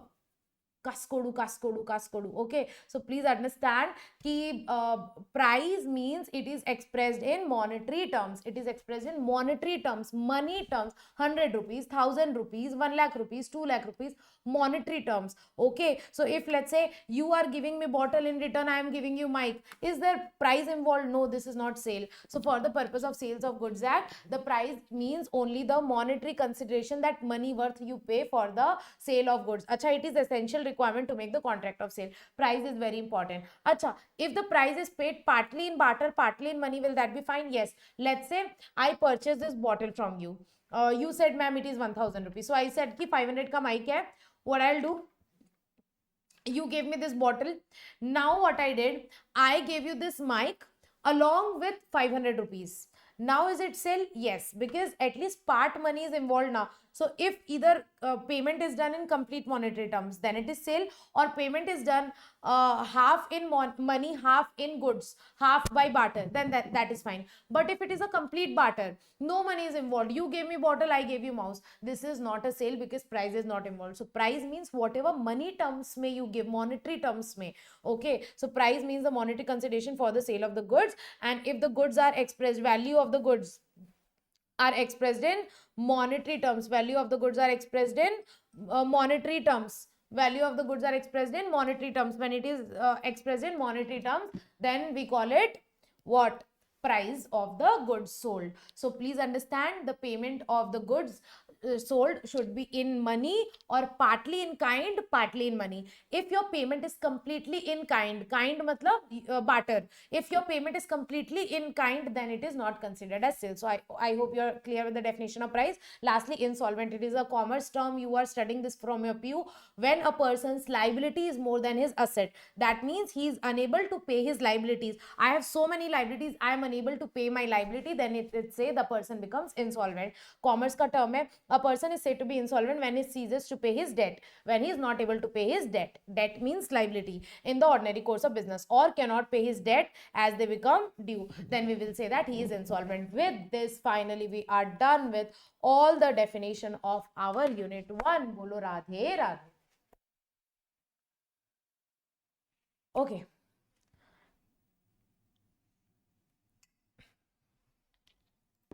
Okay, so we'll be doing our next topic, that is sale and agreement to sale. That is your section 4 of the Sales of Goods Act. If you're not able to remember the section number, it's fine. Acha, wait, one definition is left.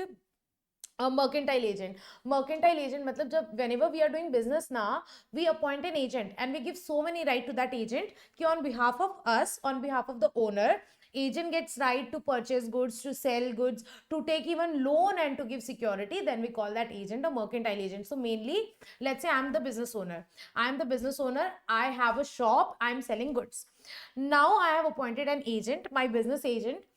I have given him right to purchase goods also, to sell goods also, to take loan also, and to give some security on behalf of the loan also. Then that agent, my business agent, is known as mercantile agent. Mercantile means business only. So that is business agent. And of course, now if you are running business and you are appointing agent, then you have to give all these rights to your agent. So if your agent has all these rights, if your business agent has a right to buy goods, to sell goods, right to take loan, right to give security, then we call him our business agent, that is mercantile agent. So on behalf of the owner, mercantile agent has all the rights to buy and sell the goods. Just like this bottle is mine. Okay, so I can buy and sell this bottle. I can buy and sell this bottle, yes. So similarly, if I have appointed a mercantile agent, then on behalf of me, my mercantile agent will also have right to buy and sell this bottle. Let's say I'm doing bottle ka business, I have a bottle ki shop, so I have right to buy and sell this bottle. So if I appoint a mercantile agent, my mercantile agent will have all the rights, same like me. Although he is not the owner, this bottle ka shop belongs to me, I am the owner, but he is my mercantile agent, so he has right to buy and sell these bottles on behalf of me. Are we clear with this? So mainly mercantile agent has 4 rights: buy good, sell good, take loan, and give security. Take loan, and in order to take loan, you need to give some security. So give security of the goods. A mercantile agent has these 4 rights. Are we clear with this? So who's mercantile agent? Please come here. Mercantile agent is the agent who in the customary course of business, customary course of business means ordinary course of business, ordinary course of business means day-to-day business. So mercantile agent means an agent who is in the ordinary course of business, has 4 rights. Guys, these 4 rights are very important. This definition can come for 1 mark or 2 mark in your examination. So mercantile agent means an agent who in the ordinary course of business has right to sell goods, consign goods, buy goods, raise money on the security of good. Acha, one more right, I'm really sorry. Consign goods also. Consign means to send someone goods for selling, that is consignment. Okay, in your PU also you must have done consignment ki accounting and all. Not PU, college mein, BCom and all mein. Okay, so he has 4 rights, rather 5. Sale, buy. Okay, sale goods, buy goods, consign goods. Easy. Sale goods, buy goods, consign goods. Sale goods, buy goods, consign goods, and raise money on security of good. That's all about mercantile agent. Same definition is given in your material. That who is mercantile agent? Mercantile agent, it means an agent who in the customary course of business has authority either to sell goods, he has authority to sell goods, or to consign goods for the purpose of sale, or to buy goods, or to raise money on the security of good. That's all. Mercantile agent can borrow money by pledging the goods. Same thing is written here. Can your mercantile agent borrow money on behalf of you? Yes, he have that right. Can he give security on behalf of you? The answer is yes. Such kind of agent are example auctioneers and brokers. Example of mercantile agent is given here. Example auctioneers, the one who organize your auction. Let's say I have to sell my house. तो house तो immovable property है ना. Let's say I have to sell my painting. तो painting sell करने के लिए I have appointed an auctioneer. So auctioneer is selling my painting on behalf of me, so he is my mercantile agent. Same with broker. Your broker sell your goods on behalf of you. So auctioneers and brokers are the examples of mercantile agent. So if this question comes about mercantile agent, very easily you can write this definition, and with this we are done with all the definition. Now quickly come here. We have taken more than required time to study this. Now let us try to do some easy topics. Contract of sale is a very easy topic. Acha, what is sale? Sale means simply transfer of ownership. Acha, sale में ownership is transfer. Let's say I am the owner of this bottle. So if I will sell this bottle to you, then you will become the owner of this bottle. So sale में what is important? Transfer of ownership is important. And SOGA में what do we call ownership? Ownership को we call property. What do we call? Property. Are you understanding? So what do you mean by contract of sale of goods? Contract of sale of goods means where seller transfers or agrees to transfer the property in the goods to the buyer. Okay, now contract of sale is of two types. One is your actual sale and one is your agreement to sell. If I want to explain in very simple words, please understand. Sale means it is happening in present. It is kind of spot sale, present sale. Right now sale is happening. I'll give you the delivery, you give me the money. Agreement to sale is a future contract where we are doing agreement now, but the delivery and payment will be done in the future. So here we are just agreeing to sale in future. Here sale is not happening right now. Sale will happen in future. Right now we are just doing agreement to sale. In short, I will call it ATS. So if anywhere ATS word is used, please understand ATS means agreement to sale. So contract of sale means contract of sale of goods means where seller transfers or agrees to transfer.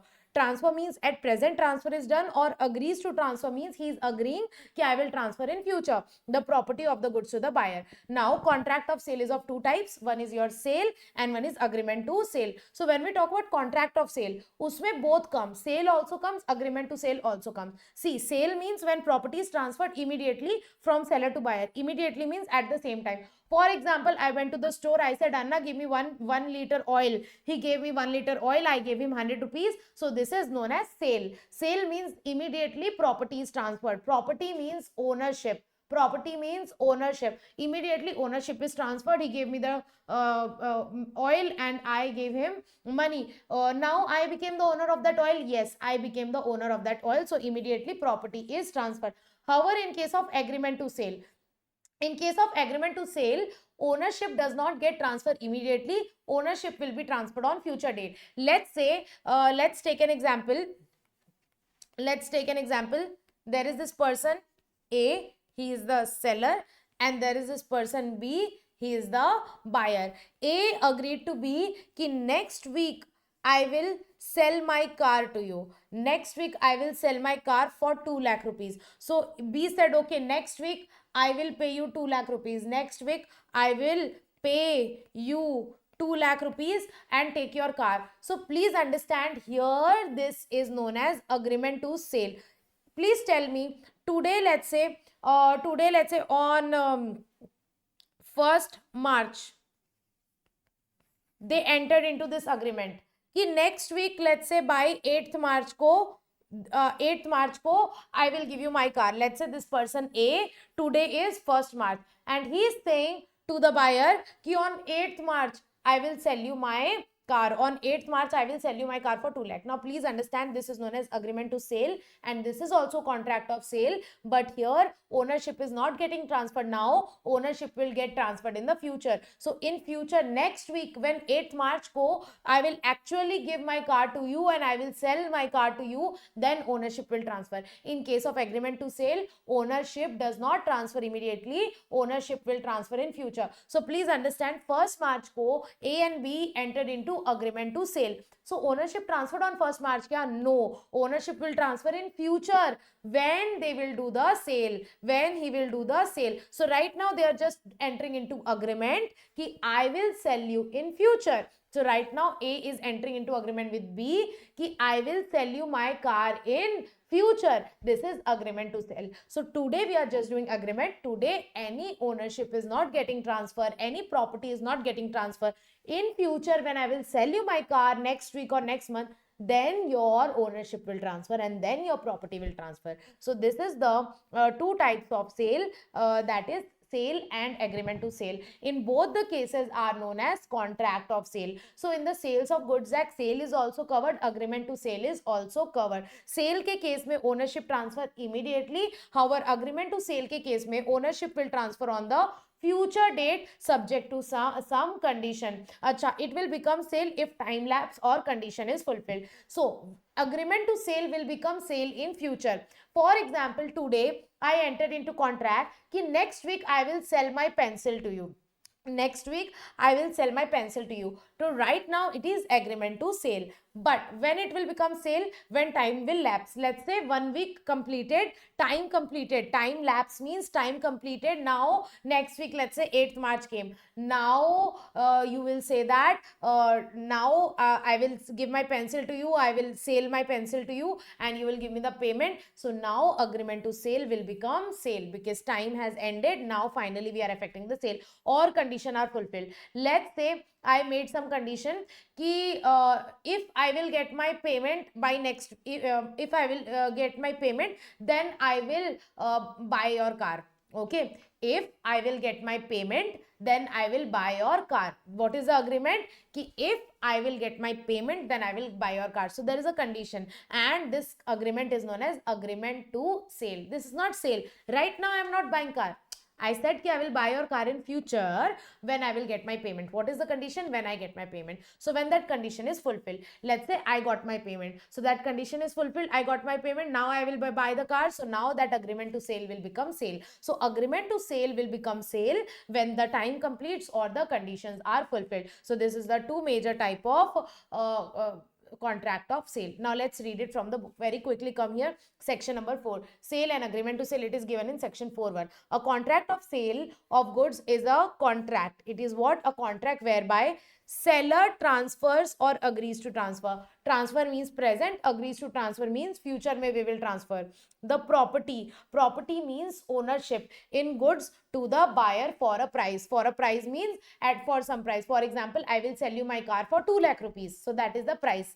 There may be contract of sale between one part owner and another. One part owner means, let's say this pencil belongs to me and my sister both. We both are the joint owner of this pencil. So is it possible that my sister can sell his part of ownership also to me so that I will become the complete owner of this pencil? The answer is yes. There may be contract of sale between one part owner and the another. Now, contract of sale may be absolute or conditional. Contract of sale may be absolute or conditional. See, absolute means full and final. Full and final means, oh, you take the bottle, give me 10 rupees. Full and final, absolute. Conditional means your contract of sale can be conditional, means there can be some condition on the contract. For example, only if I get my payment by this week, then only I will buy your car. This is a conditional contract. So here condition is there. Ki only if I get my payment, then only I will buy your car.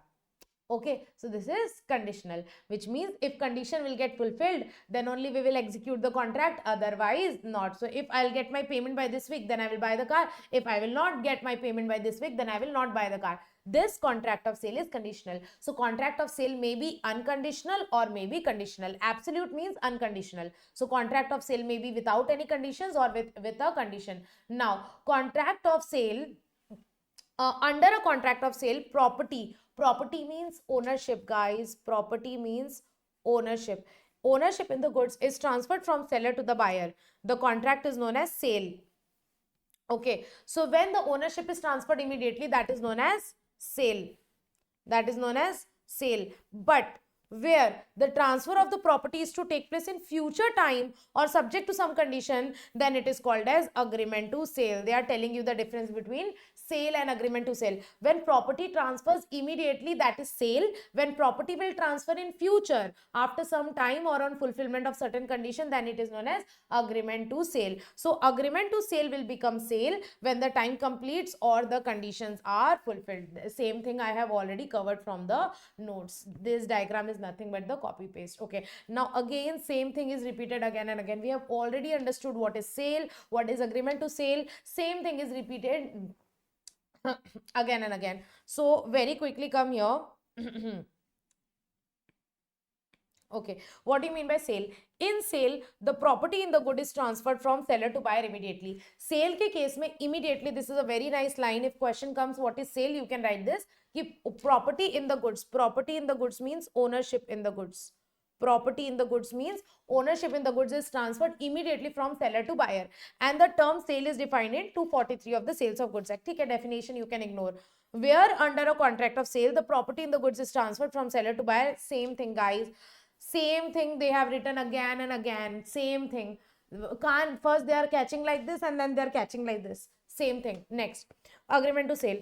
In agreement to sale, the ownership in the goods is not transferred immediately. In agreement to sale, ownership does not get transferred in present. It does not get transferred immediately. It will transfer in the future date after certain time period or on completion of certain condition. So it is intending to transfer in future date. Future date may ownership will transfer upon the completion of certain conditions. This is known as agreement to sale. Okay, now where the transfer takes place in the future date or subject, same thing again repeated. Thus, where a contract of sale is an absolute sale or an agreement to, or an agreement to sale depends on the fact whether it contemplates immediate transfer or from the seller to the buyer or transfer takes place. Same thing is given again, no need to read again and again. What is given here, I'm telling you ki how to know whether it is sale or agreement to sale.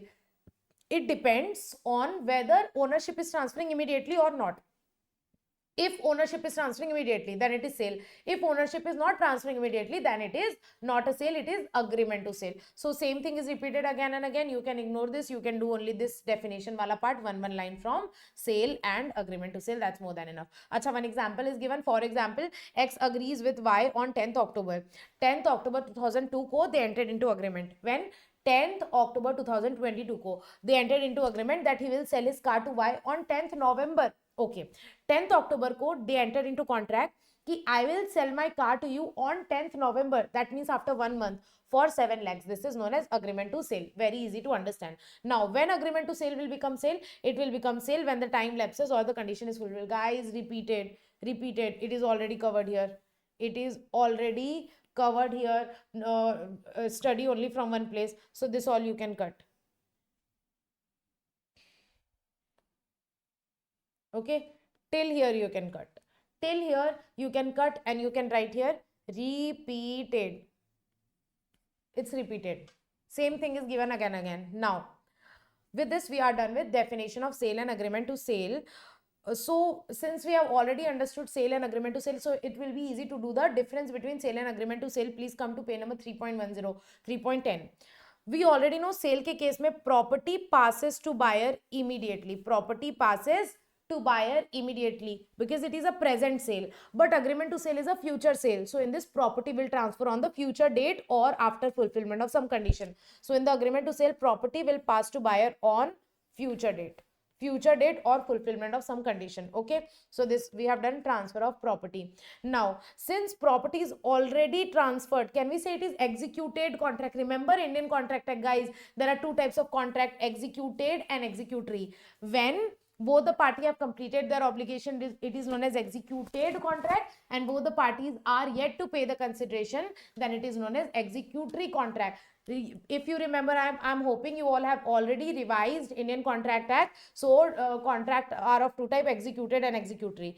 In case of sale, property is already transferred, delivery already done, payment already done, so it is executed contract. However, in case of agreement to sale, it is executory because it will happen on the future date. It will happen on the future date. Consideration is yet to be paid.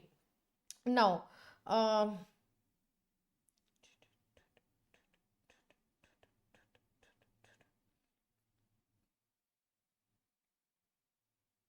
okay, now come here. Who will have the risk of loss?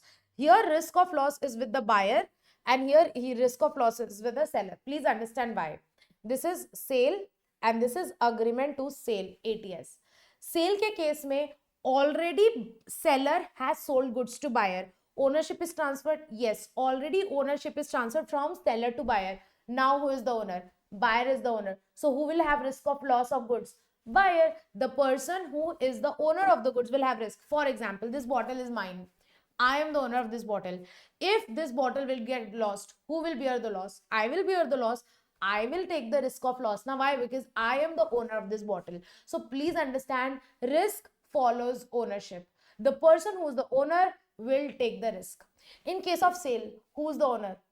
Buyer. Why? Because in case of sale, immediately ownership transfers from seller to buyer. So who will be a risk of loss? Buyer. But agreement to sale के case में there is just agreement. Sale is not done. Sale will be done on future. We have just entered into agreement to transfer ownership on future date. Ownership will get transferred on future date. Right now ownership is transferred क्या? नहीं. So right now who is the owner? Seller continues to be the owner. Buyer does not become the owner. Why? Because ownership will transfer on the future date. So even after agreement to sell, seller continues to be the owner. So that is why in this case risk of loss will be with the seller, because ownership is with the seller. So in case of loss or destruction of goods, who will bear the liability? Same, seller will bear the liability because risk of loss is with the seller. And here in case of subsequent loss, who will bear the liability? Buyer will be the liability. Do you know what? These 2 points are same, only written in different language. Buyer will bear the risk of loss, so buyer will be liable. Here seller will be liable. Are we clear with this? For any loss of goods, for example, A entered into contract with B. Today is 1 April. He entered into contract कि he will sell his car on 5th May. Okay, so A entered into contract with B कि next month 5th May को I will sell my car to you. But let's say on 10th April car got accident and damaged. Car got accident and damaged. Who will bear the loss? This car ka seller or buyer? Who will bear? Seller or buyer? The question is, the person who is the owner will bear the loss. Who is the owner? Right now 10th April ko just agreement to sale is done. Sale will happen on future date on 5th May. So right now ownership is not yet transferred to the buyer. We have just entered into agreement, but ownership is not transferred. So in this case ownership is still with the seller. So who will bear the risk of the loss of this goods? This goods ka loss on 10th April will be borne by the seller. That same thing is given here, guys, कि here risk of loss is ATS के case में risk of loss and liabilities of the seller, but sale के case में risk of loss and liabilities with the buyer. Are we clear with this? Acha, theek hai, ma'am. This we understood. Now, in case of what do we get in case of breach of contract? Acha, breach of contract means either party fails to pay the money or fails to pay the goods. So, in case of breach of contract, can seller sue buyer for the price of the goods? The answer is yes, because seller has already transferred ownership to the buyer. Now, buyer is liable to make the payment. So, seller can sue the buyer for the price of the goods. Price of the goods means for the payment of the good, because passing property to the buyer. Please understand, I have already sold this bottle to you. I have transferred the ownership of bottle to you. Now you are under obligation to give me payment of this bottle. For example, 1000 rupees. You have to give me 1000 rupees. Otherwise, in case you breach the contract, you break the contract, in that case, I can sue you. I can sue you because ownership is transferred. So in case of sale, since ownership is already transferred, so seller can sue the buyer for the price of the goods. But here in case of agreement to sale, aggrieved party can sue for damages only and not the price, unless the price was payable at the stated above. Here one point is given, you can only sue for damages and not the price. For example, this is the seller, and this is the buyer. Acha, same yahi wala example. Same yahi wala example. There is a person called A, there is a person called B. Today is 1st April. 1st April ko they entered into agreement ki I will sell my car to you on 5th May for 10 lakh rupees. For 10 lakh rupees. So they entered into agreement to sale ki in future on 5th May I will sell my car to you for 10 lakh. Let's say on 5th May buyer B denies ki I will not buy your car. I will not buy your car, which means there is a breach of contract. There is a breach of contract. Breach means he broke the contract. On the due date 5th May ko B denied ki I will not purchase your car. Please tell me, can A recover 10 lakh from him? The answer is no. How can he recover 10 lakh? He has not even sold the car. Ownership is not yet transferred to B. Ownership is still with the seller. So can he recover price of the goods from the buyer? No, because buyer denied to purchase. So in that case, he cannot recover price of the goods from the buyer, but he can recover damages. Let's say he suffers any loss. Let's say B denies to buy this car.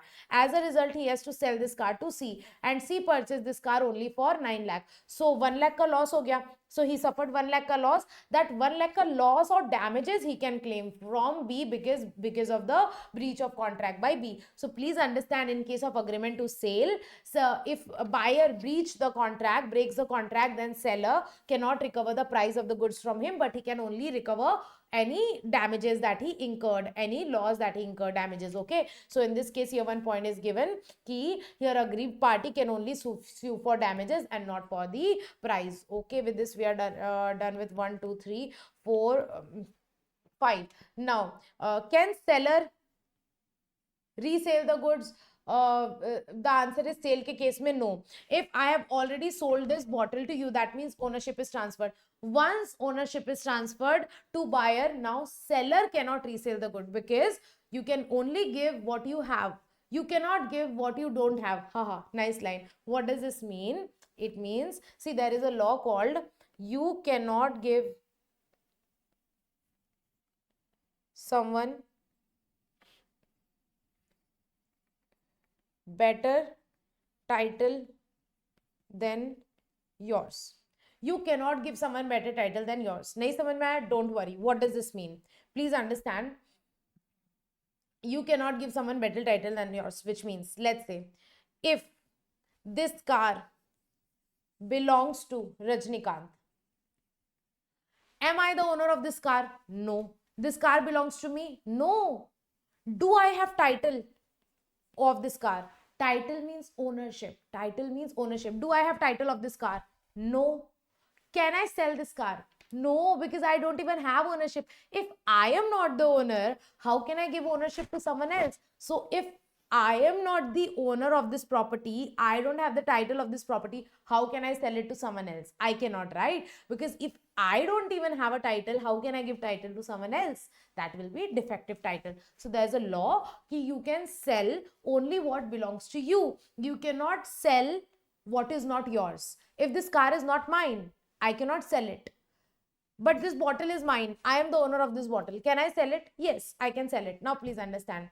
This is seller. Okay. He has a car. This is a car. He sold this car to a buyer. Sale done. Present sale done. Which means ownership transferred. Ownership, whatever you can say, title you can say, property you can say, transfer to buyer. Now who is the owner of this car? Now buyer is the owner of this car. Now please tell me, can seller resell it to someone else? Can seller resell it to someone else? The answer is no. Why? Because seller is no more the owner of this car. Ownership is already transferred to the buyer. Now seller cannot resell it. Simple. Sale ke case mein seller cannot resell the goods. But on the other hand, agreement to sale ke case mein seller may resell the goods. So here please understand, in case of agreement to sale ke case mein, I give you this example. Agreement to sale wala, there is a seller, there is a buyer. Or today is 1st April. Today he entered into agreement to sale with the buyer कि next month on 5th May I will sell my car to you for 10 lakh rupees. So right now ownership is transferred क्या? No. Agreement to sale के case में ownership is still with the seller. Ownership is not transferred to buyer. Now let's say meanwhile on 10th April what happened? Please understand, on on 10th April. A sold this car to C for 15 lakhs rupees. Is it possible? Can he has already entered into agreement to sell. He has entered into agreement to sell this car to be next month for 10 lakh. Are you understanding? He has already entered into agreement to sale. But in case of agreement to sale, ownership is not yet transferred. Ownership is still with Mr. A, that is seller. Now the question is, can he resell it to someone else? The answer is yes. He can resell it to someone else because still he is the owner. He has just entered into agreement with B to sell. Are you understanding? He has not yet sold it to B. He is still the owner. So can he sell to someone else? The answer is yes, because he has the title. So he can sell it to someone else. But don't you think B ke sath galat ho raha hai? In that case, B can max to max claim compensation. Nothing else he can do. He can claim compensation for the breach of contract. He can go to the court, cry, and he can get damages. He can maximum claim compensation. He cannot, get this car. He cannot get this car. Why? Because ownership is not yet transferred.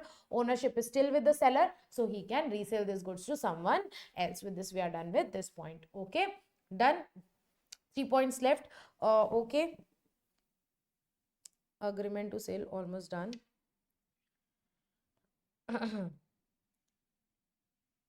Okay. Now come here. There are two cases given. In case of insolvency of seller and in case of insolvency of buyer, one by one we will understand. Let's say insolvency of buyer wala case first. In case buyer become insolvent, buyer means now buyer is unable to pay the money. So let's say I sold my car to the buyer. Now he became insolvent. That means he is unable to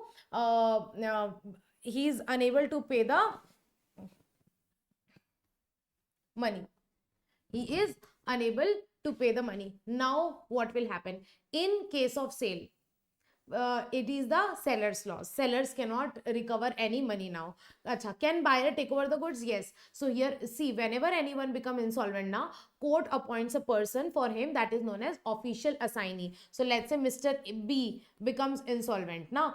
So court will appoint a person for him who is known as official assignee. Official assignee will be responsible to sell all the assets of Mr. B and to pay all his liability. So whenever anyone becomes insolvent, his official assignee is appointed by the court. So in this case, official assignee of buyer will have control over the goods. Who will have control over the goods? Official assignee of buyer. Why? Because sale is already happened. Ownership is already transferred to buyer. Now nothing can be done. Seller cannot recover money if buyer becomes insolvent. And who will have goods? Can seller retake the goods? The answer is no. Even if the buyer becomes insolvent, he is unable to pay the money. Then also now goods belong to the buyer. Why? Because sale is already done. Ownership is already transferred. So now goods belong to the buyer. And if he becomes insolvent, then his official assignee will be appointed by court. So his official assignee will take control over the goods. But in case of agreement to sale, is ownership transferred? The answer is no. Ownership is not transferred. So can seller retain the goods? The answer is yes. Acha, can buyer ko official assignee can take the goods? Kya? No, buyer ko official assignee cannot take the goods because in case of agreement to sale, ownership is not yet transferred. Ownership is still with the seller. So in this case, official assignee of buyer will not have control over the goods, which means seller will continue. You can write this if you want. Not if you want, you can write this. Seller will continue to have control over the goods. Okay. Seller will continue to have control over the goods. Are we clear with this? So in this case, if buyer becomes insolvent and buyer is unable to pay the price, sale ke case mein seller cannot do anything. Buyer will take over the goods. Buyer ko official assignee will take over the goods. Even if he is not able to pay the money. Why? Because sale has already happened. Now goods are already transferred to buyer. But agreement to sale ke case mein ownership is still with the seller. So official assignee of buyer cannot take the goods. Goods will still under the control of seller. Now, what if seller becomes insolvent? Then what if seller becomes insolvent, can seller take the goods back? The answer is no. In case of sale, acha, wait once again, there is two cases, sale and agreement to sale. Sale के case में, if seller becomes insolvent, can he take back the goods? The answer is no. Why? Because goods are already being already sold to, already transferred to the buyer. Max to max he can recover the price of the goods from the buyer. Can he take back the goods? No. So official assignee of seller, please understand why, because here seller is getting insolvent, so that is why official assignee of seller cannot take over the goods, but they can recover the price of the buyer. But here official assignee of seller can acquire control over the goods, but price will not be recoverable. Why? Because simple सी बात है, sale के case में sale is done, agreement to sale के case में sale is not yet done. So that is why sale के case में sale is done, तो can you take back goods? No. Can you recover price? Yes. But agreement to sale के case में sale is not done ना, so you can take over the goods, you can keep the control over the goods, but you cannot claim the price, you cannot recover the price.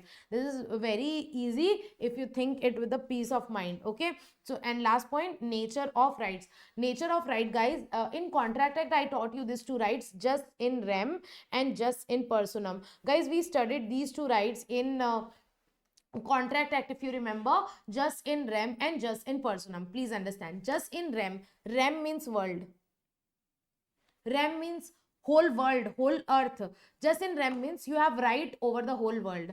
Just see here, right is meaning is given. Just in rem means right against the whole world, but just in personam means right against a particular person. For example, when you have ownership over any property, let's say this pencil belongs to me, I own this pencil, I have the ownership of this pencil. That means I have just in rem. Just in rem means I have right in this pencil against the whole world. Against the whole world means no one can take this pencil from me. Narendra Modi also cannot take this pencil from me. Why? Because this pencil belongs to me. So I have just in rem. Just in rem means I have right against the whole world in this pencil.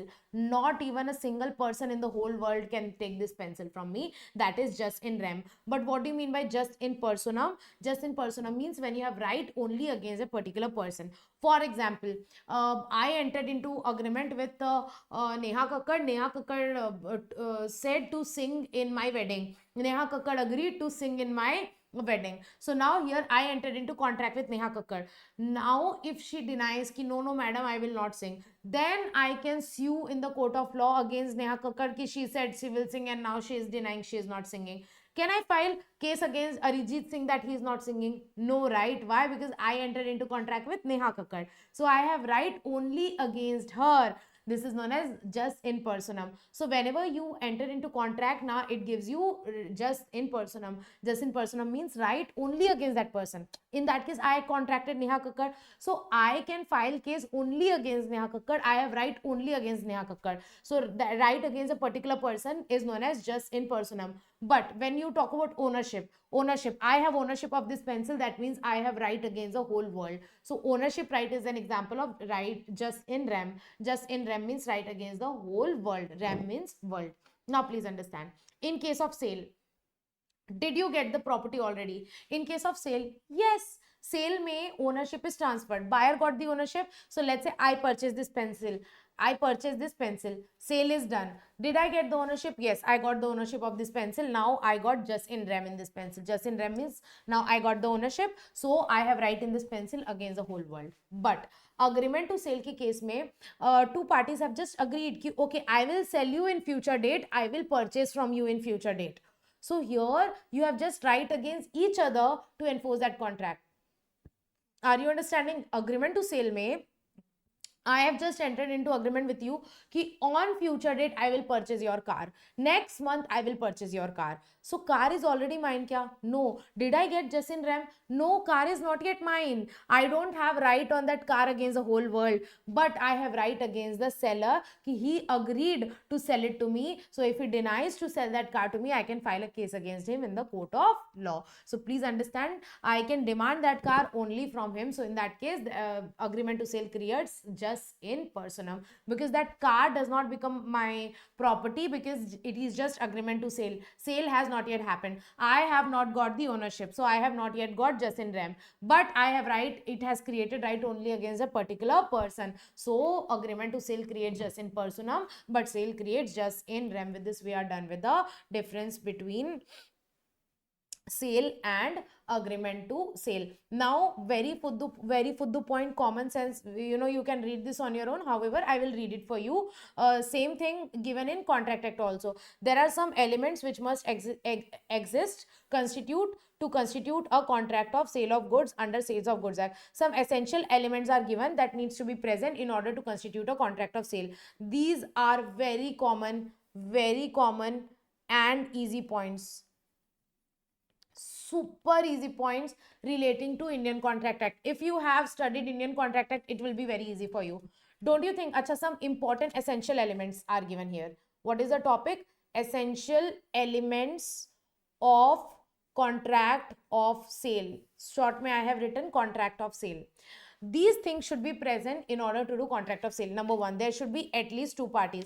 At least two parties means one single person cannot enter into contract with himself. Buyer and seller need to be two different persons. A person cannot be both buyer and seller. I cannot be buyer and seller both. Buyer and seller should be two different persons. Acha, there was one case of, there was a partnership firm. Guys, we have already done Partnership Act. There was a partnership firm. In that partnership firm, there were three partners, A, B, C. What was happening? Partnership firm was dividing. So partnership firm was closing. So partnership firm was transferring its properties to its partners A, B, and C. Are you understanding? So court said that this is sale. This is sale. So you have to give tax on that. You have to give duty on that. Phalana, tikana, etc., etc. The question is whether this is sale or not. The answer is no. This is not sale, because if you remember, guys, partnership firm is a legal entity or not? The answer is no. In the eyes of law, partnership firm is not a separate legal person. Partnership firm is not a separate person. That is why partnership firm is not a person. A partnership firm is nothing but the joint partnership is the all the partners collectively are known as firm. Firm is not a separate person. So here we will say that sale is not happening because there are not two persons. There is only one person. Are you understanding? There is no seller here. Okay, so that is why if partnership firm is transferring goods to partners, it will not be considered as sale, because partnership firm is not a legal person. Why? Because sale ke liye there must be two parties. This case also might come in your examination. Next, the subject matter of the contract must necessarily be goods, which means whatever you are selling should be goods. Goods ki definition we have already done. Goods means movable property. That means if you are selling immovable property, it will not be covered in Sales of Goods Act. It will not be considered as contract of sale of goods. Only if subject matter is goods, then only we will say that to movable goods, movable property, then only we will say that it is a contract of sale of goods. Next, the price, money that is to be paid, it should not be in kind. Remember I told you, if it is in kind, it is known as barter system. Remember barter? You तुम मुझे खून दो, मैं तुम्हें पानी दूंगा, whatever, ignore. So you give me bottle, I will give you mouse. Kind. Barter is not allowed. That is not contract of sale. Price is very important. Price should be in money form. 10 rupees, 100 rupees, 200 rupees. It should be in money form. Okay, and should be paid or promised. Paid means either you do it in cash or you pay it later. Okay, paid or promised. But there is nothing prevent consideration from being partly in money and partly in kind. Ma'am, can consideration be partly in money, partly in kind? Yes. Let's say you are giving me bottle. In return, I am giving you this mouse and 500 rupees. Is it okay? Yes, it is contract of sale of good. But if you are giving me bottle, I am giving you mouse. Complete barter. It is not a contract of sale. It should not be in kind. Money should be involved. Next, transfer of property in goods from seller to buyer must take place. Here, property means ownership. Guys, this point is like very important. If ownership will not transfer, then there is no sale. It is very important for effecting sale that ownership should be transferred. Transfer of property should be done from buyer to seller, and the contract of sale is made by an offer to buy or sell goods by a price by one party and acceptance by another. Offer and acceptance, guys, ring a bell, ring a bell. Indian Contract Act. How contract is done? Offer and acceptance. Remember, offer, acceptance become promise. Yes, guys, remember Gajniyo. Okay, so what do you mean by how contract of sale is done? Offer by one person and acceptance by another. Acha, contract of sale may be absolute or conditional. This I have already done. Absolute means without any condition or with any condition. Will you purchase this bottle for 100 rupees? You said yes. I gave you bottle. You gave me 100 rupees. This is absolute, matlab without any conditional. Conditional means ki only if next month my ship will arrive, then only I will sell you 100 bales of cotton. This is conditional, ki only if condition will be fulfilled, then only we will enter into contract. So contract of sale can be without any condition, can be with condition, can be both absolute and conditional. And lastly, all other essential of valid contract must be present. Remember section 10 of Indian Contract Act, there we have done all the essentials of valid contract. So if you have already revised Indian Contract Act, it will be very easy for you to understand Sales of Goods Act, because many provision of Sales of Goods Act and Indian Contract Act are similar and related to each other. With this, we are done this with this topic of sale and agreement to sale. Okay, so now what is left here, guys? We have to understand about hire purchase, and we have to do difference between sale and hire purchase. What is hire purchase, that we have to understand, and we have to do how it is different from sale. What is the difference between sale and hire purchase? This we have to do. Similarly, there is a concept of bailment. Guys, ring a bell again. Bailment, we have already done a whole chapter of bailment in Indian Contract Act. So वैसे तो you already know bailment, if you remember. Here we have to do the difference between sale and bailment. That's it. Uske baad some chotu points will be there, and then your unit 1 will be done. So first we will be doing your difference between sale and hire purchase, and difference between sale and bailment. Okay, difference between sale and hire purchase and sale and bailment. Okay. Okay, so first we will understand what you mean by hire purchase, and then we'll be doing the difference between the sale and the hire purchase. So please understand what you mean by hire purchase. Let's say there is this car. Okay, so are yaar, how to make a car? I don't know. Okay, is this a car? Looks like a car. Let's say this is a car. This car is of 10 lakh rupees. I want to purchase this car, but I don't have 10 lakh as of now. So there is an option of hire purchase. Hire purchase means what you do, you take this car on hire. Hire means kind of rent. It's similar to rent. You take this car on rent. Let's say for 1 year. For 1 year, your rent will be 1 lakh rupees. Just taking hypothetical example. Ki they gave me this car on rent 1 year ke liye 1 lakh rupees. So 1 year ke liye I can use this car by paying 1 lakh rupees. So 1 year ka rent is 1 lakh rupees. So every year they are saying me you have to give rent. This is kind of rent. Okay, so let's say 1 year. Another second year ka again I have to give 1 lakh rupees. Third year again I have to give 1 lakh rupees. Okay, similarly fourth, fifth, sixth, seventh, eighth, ninth. All 9 years I will give 1 lakh rupees along with interest. Let's say along with interest 1 lakh ka interest will be there. Total it becomes 11 lakh rupees. Now 10th month I will give 1 lakh. Now when I will give 11th installment of 1 lakh, this is known as last installment. Then this car will become mine, meaning ownership will be transferred. So this is a kind of mixture of, this is a kind of hire purchase. Please understand there are two terms in hire purchase. Hire purchase. What do you mean by hire purchase? It is a mixture of hire and purchase. Purchase means sale purchase, and hire means taking on rent. Taking on rent. So what do you mean by hire purchase? Hire purchase is a mixture of rent and sale. How? I don't have all 10 lakh to give you now. So what they said, okay, don't buy this car now. What you take this car on rent. And if you take this car on rent, we will charge total, let's say 1 lakh ka interest. So total 11 lakh you have to pay. Right now you don't need to pay all 11 lakh. It's kind of installment, similar to installment. What we are saying, you don't have to pay all 11 lakh at once. You can decide whether you want to buy this car or not. At present you can take it on hire. So let's say you take this car on hire. Every year ka you give 1 lakh rent. 1 lakh rent you give. Now let's say you don't want to continue after third year. It's fine. You give 3 years ka rent, and third year ke baad you return car to us. Is it sold now? No, car is not yet sold now. Ownership is still with the seller. ownership is still with the seller's. Car is not yet sold now. We have just given it on rent. Okay, so it is just given on rent. Now, if you continue it for all years, let's say the rent will this whole hire purchase is for 11 years. So when on the 11th year, when you will give the last installment, then you will get option to purchase the car. In then when you will pay the last installment, then ownership of this car will be transferred to you. Are you understanding? So it's a kind of installment thing. Whenever you purchase anything in installment, us case mein to matlab similar to that. Here what we are saying ki at present you don't need to purchase this. What you take it on hire. You take it on hire means you take it on rent.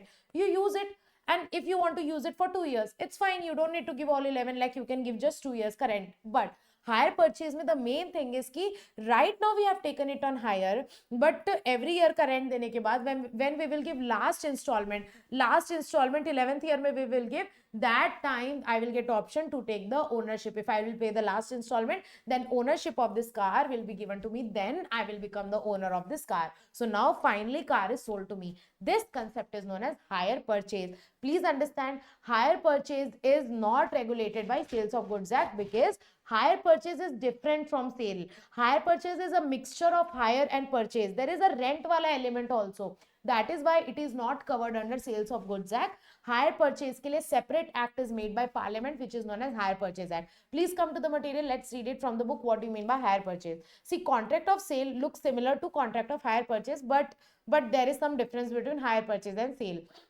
What do you mean by hire purchase? So here point is given कि hire purchase agreement are governed by Hire Purchase Act. I told you hire purchase के लिए separate act is made, which is known as Hire Purchase Act. Now the term hire purchase agreement means an agreement under which goods are let on hire. Hire means rent. Goods are given to you on rent, and under which hirer has the option to purchase them according to the terms of the agreement. Here one point is given ki right now it is not sold, it is given you on hire, but you will have option to purchase it according to the terms and conditions. For example, it includes following terms: the possession of the goods is delivered by the owner to the person to the another person on a condition that such person agrees to pay the agreed amount in the periodical installment. Please understanding what is happening in this example.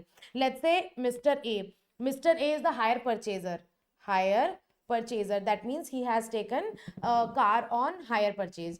Now, possession of car will be given to him. Yes, possession of car will be given to him immediately by the seller, but on a condition ki every year or every month periodically you will pay the installment. Every month you have to pay the installment. So here in case of Sales of Goods Act, possession is transferred immediately subject to condition that you pay the installment. And the property means ownership, guys. Property means ownership in the goods will pass only on the payment of the last installment. When ownership will pass on the payment of last installment, and such person has right to terminate the agreement anytime before the ownership pass. Such person has right to terminate the agreement anytime before the ownership pass. What do you mean by this, guys? When you pay the last installment, that time the full payment is done. Now finally you will get the ownership. But if you don't want ownership, let's say you just want to use it for 3 years, so what you can do, you can take it on hire for 3 years. After 3 years, let's say you feel like I don't want to continue anymore, I don't want to pay any more installment, you can end this hire purchase agreement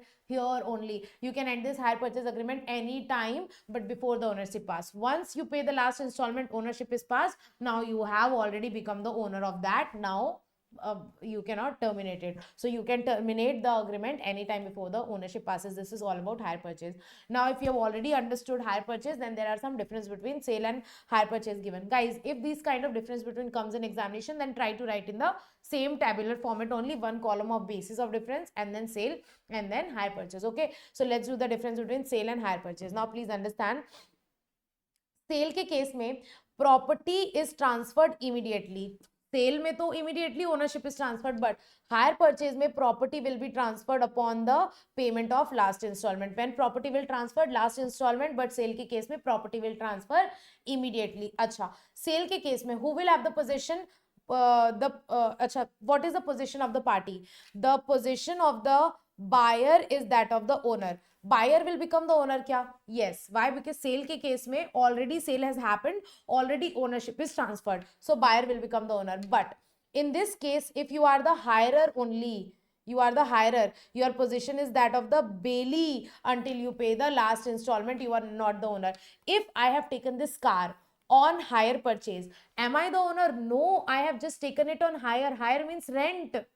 Are you understanding? And when you have the possession of someone else's property, that is known as bailment, and you will be called as bailee. You will be called as bailee. So you are not the owner. You are just having the possession of someone else's car. So you are just hirer, or we can call you bailee. Acha. In this, buyer cannot terminate the contract. Why? Because sale has already happened. Ownership is already transferred. Chidiyan chug gayi khet. Now it's too late. Now you cannot terminate the contract because contract is already completed. Property and ownership is already transferred. Now buyer cannot terminate. But hire purchase के case में hirer may terminate the contract by returning the goods before paying the last installment. Are we clear with this? Here in this case, hirer can, if he want, he can terminate the hire purchase contract anytime because ownership is not yet transferred. Ownership will get transferred on the payment of last installment. Okay, very easy. Now, acha, in case what is the burden of risk of insolvency of buyer? In case buyer becomes insolvent, in that case, can seller take back his goods again? No, he cannot take back the good. Why? Because goods are already sold to buyer, ownership is already transferred to buyer. So here seller will bear the risk. The seller takes the risk of loss resulting from insolvency of buyer. But in case of hire purchase, let's say I have taken this car on hire purchase and I become insolvent. Now I am not able to pay further installment. You know what? This na seller can take his car back from me. He can take his car back from me because I am not the owner. Here seller is still the owner. I am not the owner. I have just taken it on rent. I have just taken it on hire. And if I am become insolvent, I am unable to pay the installment, then he can take back the goods. So that is given in case of hire purchase. The owner has no risk. He doesn't have any risk because if the hirer fails to pay the installment, then he have right to take back the goods. Are you understanding? Owner has right to take back the good. That is why there is no risk. But here seller has risk as he cannot take back the goods. Acha. What is the transfer of title? Buyer can pass good title to bona fide, which means buyer can further resale goods. Can buyer further resell goods? The answer is yes. Why, ma'am? Why? Because let's say I purchase this phone. I purchase this phone. Now, I don't want to use it. Can I sell it to someone else? Yes, I can sell it to someone else. Why? Because this phone belongs to me. This phone is mine. So I am the buyer. Sale के case में property is already transferred to me. Sale के case में who's the owner? Buyer is the owner because property is already transferred. So can he pass good title to anyone else? The answer is yes. He can sell it to anyone else. That means he can pass good title. Good title means if he will sell, will the buyer get the good title of the property? Good title means true ownership of the property. The answer is yes. He can transfer true ownership to the bona fide purchaser from him because he has already got the title. So if buyer has the ownership, he can further resell it. But hire purchaser के case में, can hirer resell the goods? Tell me, I have taken this phone on rent for 1 day. I have taken this phone on rent for 1 day. Can I sell it to someone else? No, because this phone is not mine. I have just taken it on rent. Please understand, hire purchaser के case में, you have just taken this car on hire. You are not the owner. So can you resell it? The answer is no. Do you have title? You don't have title. Can you pass good title to anyone else? No. If you are not the owner, you cannot give ownership to anyone else. That means if you don't have title, you cannot pass good title to anyone else. That the same thing is given here. Ki hirer cannot pass any title even to the bona fide purchaser until he pays the last installment. He cannot pass good title. Why? Because he is not the owner. Lastly, resale के case में, can buyer resell? Yes, buyer can resell, but here hire purchaser cannot resell. You know what? These 2 points are same only. Last के 2 points are same only. And with this, we are done with the difference between sale and hire purchase. Similarly, there is a another concept of bailment, and a difference between sale and bailment is done. And consider your chapter done. After this, some fuddu, choto moto, small topic will be there. Okay. Guys. Okay.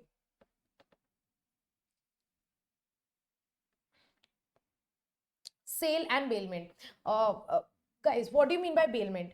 When you are in the possession of someone else's goods, that is known as bailment. For example, I have a dog. I was going out of town, so I gave my dog to my neighbor. I said him ki please can you take care of my neighbor until I return back. So he said yeah, okay, I will take care of your dog. So I gave my dog to my neighbor for 2 days. So for 2 days when I am out of station, so when I'll come back, I will take back my dog from him. So for this 2 days, my neighbor have the possession of my dog. So he have the possession, so he's known as bailee. I'm known as bailer. And why? To take care of my dog. When I will return, he will return back the dog to me.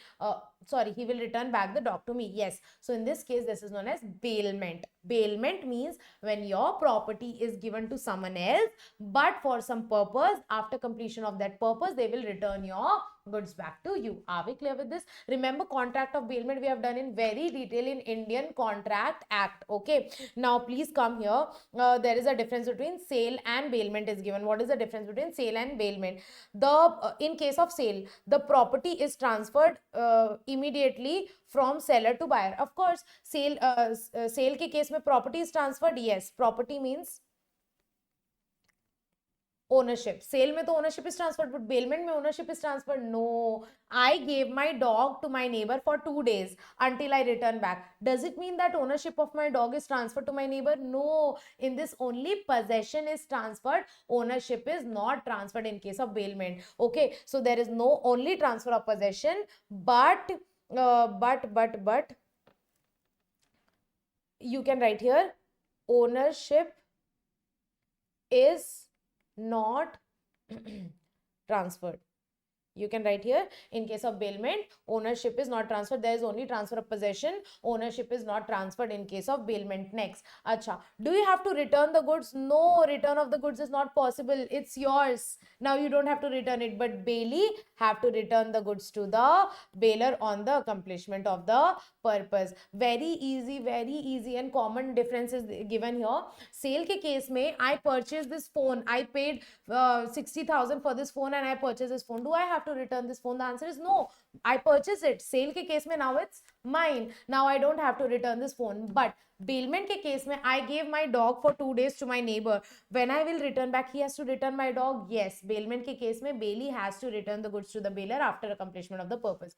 Lastly, consideration. Sale ke case mein, consideration is the price paid for money. Consideration may be gratuitous or non-gratuitous, which means what is the consideration? Consideration is the price. Sale ke case mein consideration is the price. I purchased this bottle for 1,000 rupees. So 1,000 rupees, the price paid is the consideration. Sale may always price is the consideration. But remember, bailment can be either gratuitous or non-gratuitous. Gratuitous means without any money. Non-gratuitous means with money. Let's say my neighbor, he will not take any money from me to take care of my dog for 2 days. That's gratuitous. Or bailment can be non-gratuitous also. For example, garba dress. Remember, I have given you this example in class when we were doing this in face-to-face class. I have taken garba dress on rent for 1 day and for 100 rupees. So I gave 100 rupees rent for 1 day. After wearing 1 day, I will return that garba dress back to him. So here it is non-gratuitous because they are taking payment for giving me a garba dress for 1 day. So bailment can be gratuitous or non-gratuitous, which means there can be consideration or there may not be consideration. So with this we are done with sale and bailment. Guys, bailment in very detail we have already covered in Indian Contract Act. Acha, last difference is given between sale and contract of work and labor. Acha, what do you mean by contract of work and labor? Work and labor means your khoon pasine ki mehnat, your hard work, your creativity, something which you have done by using your effort. For example, you have paid me fees, I am teaching you.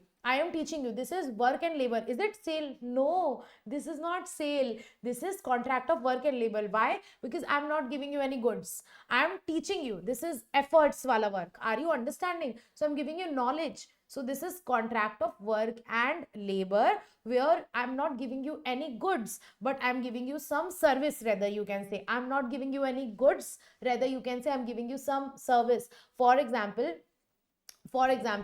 I gave my car for repairing. They repaired my car and they gave it back to me. Did they give me any good? No, they just repaired my car. This is not sale, this is a contract of work and labor. Are you understanding? There is one example ki gold was supplied to a goldsmith to preparing an ornament, and artist is asked to paint a picture. Two examples are given. Gold is supplied to goldsmith. Let's say I have a 10 gram ka gold biscuit. Okay, I have a 10 gram ka gold biscuit. I took that gold biscuit, gold coin to the goldsmith. I said ki isi ka na make an ornament, make a ring. Don't add extra gold. Don't give me gold from your side. I have gold with me. I have 10 grams of gold. Take this gold and make a ring. Make a ring with this gold only. Are you understanding? So here, he will use that gold, he will melt that gold, and he will make a ring of that gold, and he will give me. He will charge me money. What is that money for? That money is for his hard work. That money is for converting that gold ka coin in ring, into ring, gold ka ring. Are you understanding? That is contract of work and labor, and that is not sale. Sale mein goods should be there. Are they giving me any goods? No.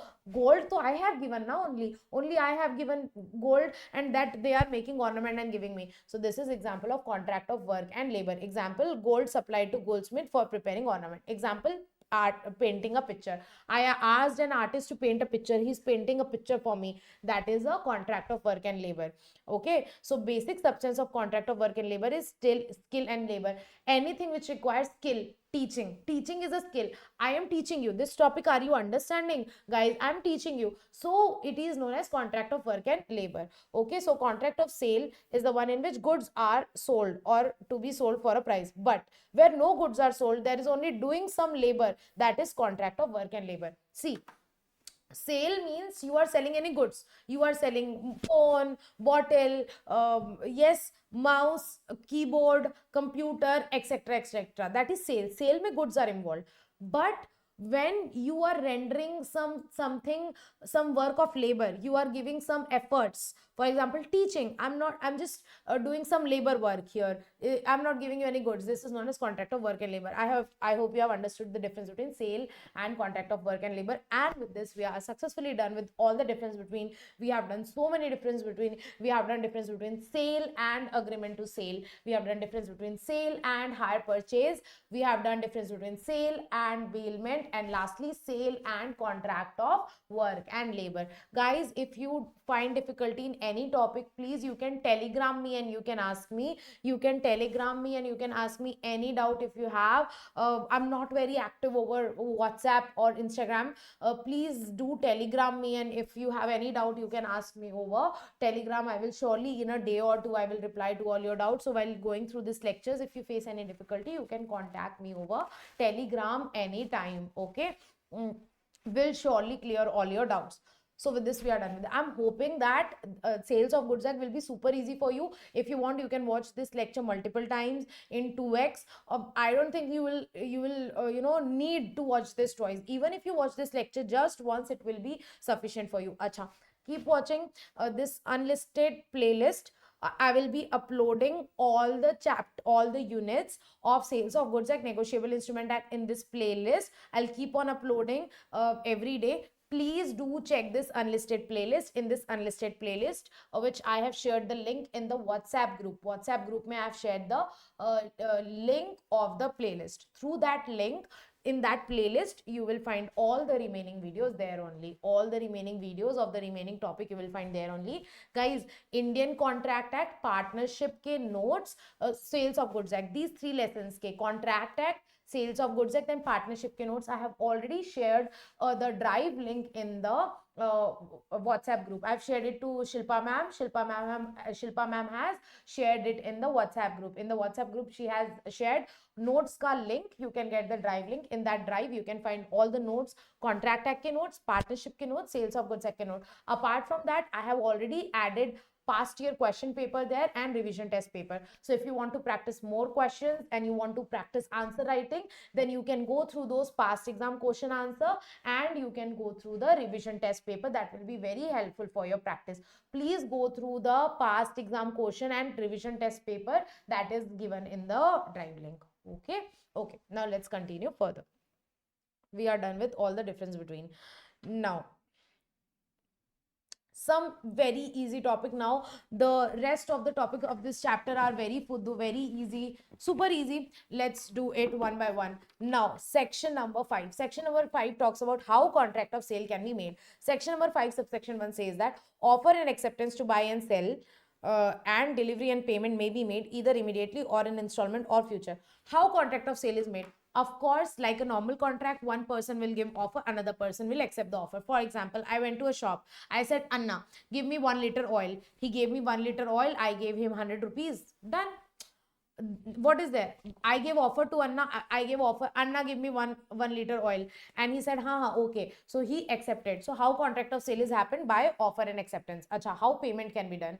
Payment can be done different way. Immediately. Immediately means he gave me 1 liter oil and I gave him 100 rupees. Immediately I took out 100 ka note. I gave him 100 rupees. Immediately you can make payment. Or installment may. Let's say I purchased this phone from Amazon in installment. This phone is of 60,000. Let's say. So I'm paying 10,000 karke 6 installment mein. So there is an installment facility. So every month I'll be paying 10,000, 10,000, 10,000, 10,000. That is installment. Or in future date, let's say I purchased this bottle from my neighbor ki shop. My neighbor ki shop se I purchased this bottle and I said that, Anna, I don't have money. I will pay you money next week now. Next week my salary will come. So next week I will pay you money. So that is payment can be done in future date. So how you will do the payment? Delivery and payment. Delivery and payment can be either made immediately or in installment or in future date. Acha, next. Contract can be express or implied, both. Contract can be, acha, express means when you, same, guys, contract act, again, same we have studied in contract act. Express means you use words. For example, I went to shop, I said, Anna, give me oil. He gave me oil. That is express, use of words. Implied. Implied means where you don't say anything. Let's say, imagine there is a vegetable seller, there is a stall. There is this stall now, a lot of vegetables are there. Let's say onions are there, tomatoes are there, and this is the seller. This is vegetable seller. Okay, this is vegetable ka stall. Now I went to the vegetable ka stall. I did not say anything. I just took one empty basket. In that empty basket I started picking up the onions. Around 1 kg I selected the onion and I gave it to him. He weighed 1 kg, fine, and I paid him and done. Contract done. Did I say anything? No. I just went to the vegetable vendor. I simply started selecting the onions. I selected 1 kg onion. I gave it to him. He packed the onions. He gave me. I made the payment. What is this? This is implied contract of sale. Implied contract of sale means without use of words, by your action. Your action shows that you are selling and purchasing. So guys, here one point is given ki contract of sale can be express or implied. Super easy, very chapri point. Matlab isse I don't think so any question can come, but very easy. Why to skip this? Let's read it from the material if you have understood section 5. Come section 5, let's read it from the material. According to section 5.1, contract of sale may be made by following mode. Number 1, contract of sale may be made by an offer to buy or sell for a price and acceptance of such offer. How you will do contract of sale? By an offer and acceptance of such offer. Simple. How you will do contract? We already know how contract happens, by offer and acceptance. Next, there may be immediate delivery of the goods or immediate payment of the price, but it may be agreed that delivery is to be made on future date, or immediate delivery of goods and immediate payment of price, or delivery or payment or both to be made in installment, or delivery or payment both to be made on future date. Bakwas. Same thing is given ki delivery and payment both can be made immediate. Turant, I will give you 1 kg, 1 liter oil, you give me 100 rupees. Done. Immediate payment, immediate delivery. Delivery and payment both in installment. Let's say I purchase 100 bags of cement. He said ki I will send you 30, 40 bags in 3 installment. First installment I will sell you 30 bags. Second installment I'll send you 30 bags. Third installment I'll send you 40 bags. So I said I'll make payment also in installment. First, I will give you 30 bags ka payment, then 30 bags ka payment, and then 40 bags ka payment. So, delivery and payment both can be done by installment, or delivery and payment both can be done on the future date. I said, Anna, next week you send me cement, next week I will make you payment. Delivery and payment both on the future date. You know what this is? Agreement to sell, because delivery and payment both has to be done on future date. Really sorry. Okay, understood kya? Same thing is given here ki delivery and payment can be done either immediately or on installment or on the future date. For example, there is a person called R agrees to deliver his old motorcycle worth rupees 55,000 to S in exchange for his new motorcycle and agrees to pay difference in cash. Is there contract of sale? Yes. Why? Because he said ki I will give you my motorcycle worth rupees 55 in 55,000. In return, you give me your bike and some cash. In return, you give me your new bike. Sorry. Acha, sorry. R is saying to S कि you give me your new bike. In return, I will give you my old bike plus difference in cash. Is this contract of sale? Yes. Because payment is done partly in cash and partly in kind. Is it allowed? Yes. What I told you, 100% kind is not allowed. But if the payment is partly in cash and partly in kind, then that will be allowed. With this, we are done with this very easy and chapri topic, section number 5. Now, okay. Only 3 sections are left and then your lesson is done. Only 3 sections are left. 6, 7, 8.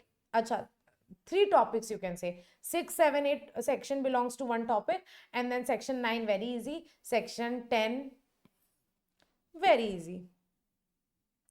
Section 9, section 10 very easy. Acha, first let's do section 9. Section 9 is very easy. Section 9 says that ascertainment of price. How parties can decide the price. Let's say I want to sell my pencil to my friend. So how we will decide the price? Who can decide the price and how we can decide the price? So section 9 talks about ascertainment of the price. Section 9 says that price may be fixed by the contract, fixed by the parties to the contract, which means mutually we can fix. Let's say buyer and seller can mutually fix the price, or price may be agreed to be fixed in a manner provided in the contract. We can provide a manner in the contract how to fix the price. For example, in the contract we can write key price will be decided by third party. Let's say I am selling my pencil to let's say Mr. A. I am selling my pencil to Mr. A. Okay. So here together we have decided कि price will be fixed by Rajnikant. Together we have fixed कि whatever price Rajnikant will decide, that will be the final price. So in our contract we have written how we are going to decide the price. Price will be fixed by Rajnikant. So in our contract we can agree to provide the manner of fixing the price. Price can be agreed to be fixed in a manner provided in the contract, or it can be determined by the course of dealing between parties. Course of dealing means if 2 parties are regularly dealing. Let's say every week I purchase 1 kg atta. Atta means that flour, wheat flour. Every week I purchase 1 kg wheat flour from my neighboring grocery store. Okay, so every week I purchase 1 kg wheat for like 100 rupees. So, you know, it is like a course of dealing. Regularly we deal at that price. So it is pretty obvious that next time I will purchase 1 kg wheat flour, he will charge me the same price, because usually we keep on entering into that contract. So price can be determined by course of dealing parties, or if nothing of this happens, neither parties have decided the price, neither they have fixed the manner how they will decide the price, nor they have any course of dealing. In that case, reasonable price will be the price of the contract, whatever is the reasonable price. What is reasonable? It may differ from case to case. Court decides what's reasonable. Okay, so how we will fix the price? First, parties will fix the price, or if parties have not fixed the price in the contract, they can provide the manner for fixing the price. If they have not prescribed the manner for fixing the price, then we will see their course of dealing. If there is no course of dealing, then reasonable price will be the price of the contract. Very easy. Section 9 done. So quickly come here. Section 6, 7, 8 we will do later. First come to section 9. Section 9. Section 9 says that price means what? Price means the monetary consideration for the sale of goods. So for the sale of good, whatever consideration you get, monetary consideration you get, that is known as price. Monetary consideration for the sale of goods is known as price. Now section 9 says that who will fix the price. So price may be fixed by the contract. Contract means parties to contract, or agreed to be fixed in the manner of the contract. Example, by valuer. For example, let's say I am selling you my shares, or I'm selling you my company. At what price I will sell you my company? We both mutually decided ki we will appoint a valuer, proper registered valuer, and that valuer will fix the price, and that price we will agree. So we can agree that price to be fixed in the manner provided in the contract, or price may be determined by course of dealing between the parties. If nothing of this happens, then point number 4, reasonable price.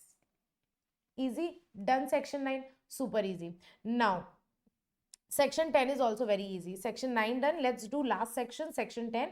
After that we will do 6, 7, 8, and then your unit 1 will be done very easily. I hope you're liking this lesson, and it's very interesting, it's very good, and I really hope that you're enjoying this and you are understanding every concept. In case of any doubt, please ping me over Telegram.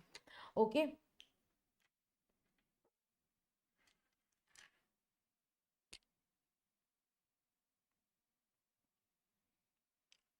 Okay.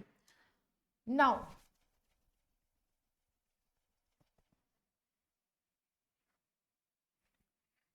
okay, section 10 is a little technical. However, once you understand, it will be super easy for you. Now listen very carefully, every full attention, full attention. Section 10.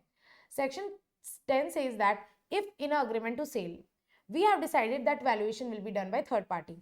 Let's say A and B enter into agreement to sale, and together they decided कि इसका price will be determined by C. Together they decided that price will be determined by C.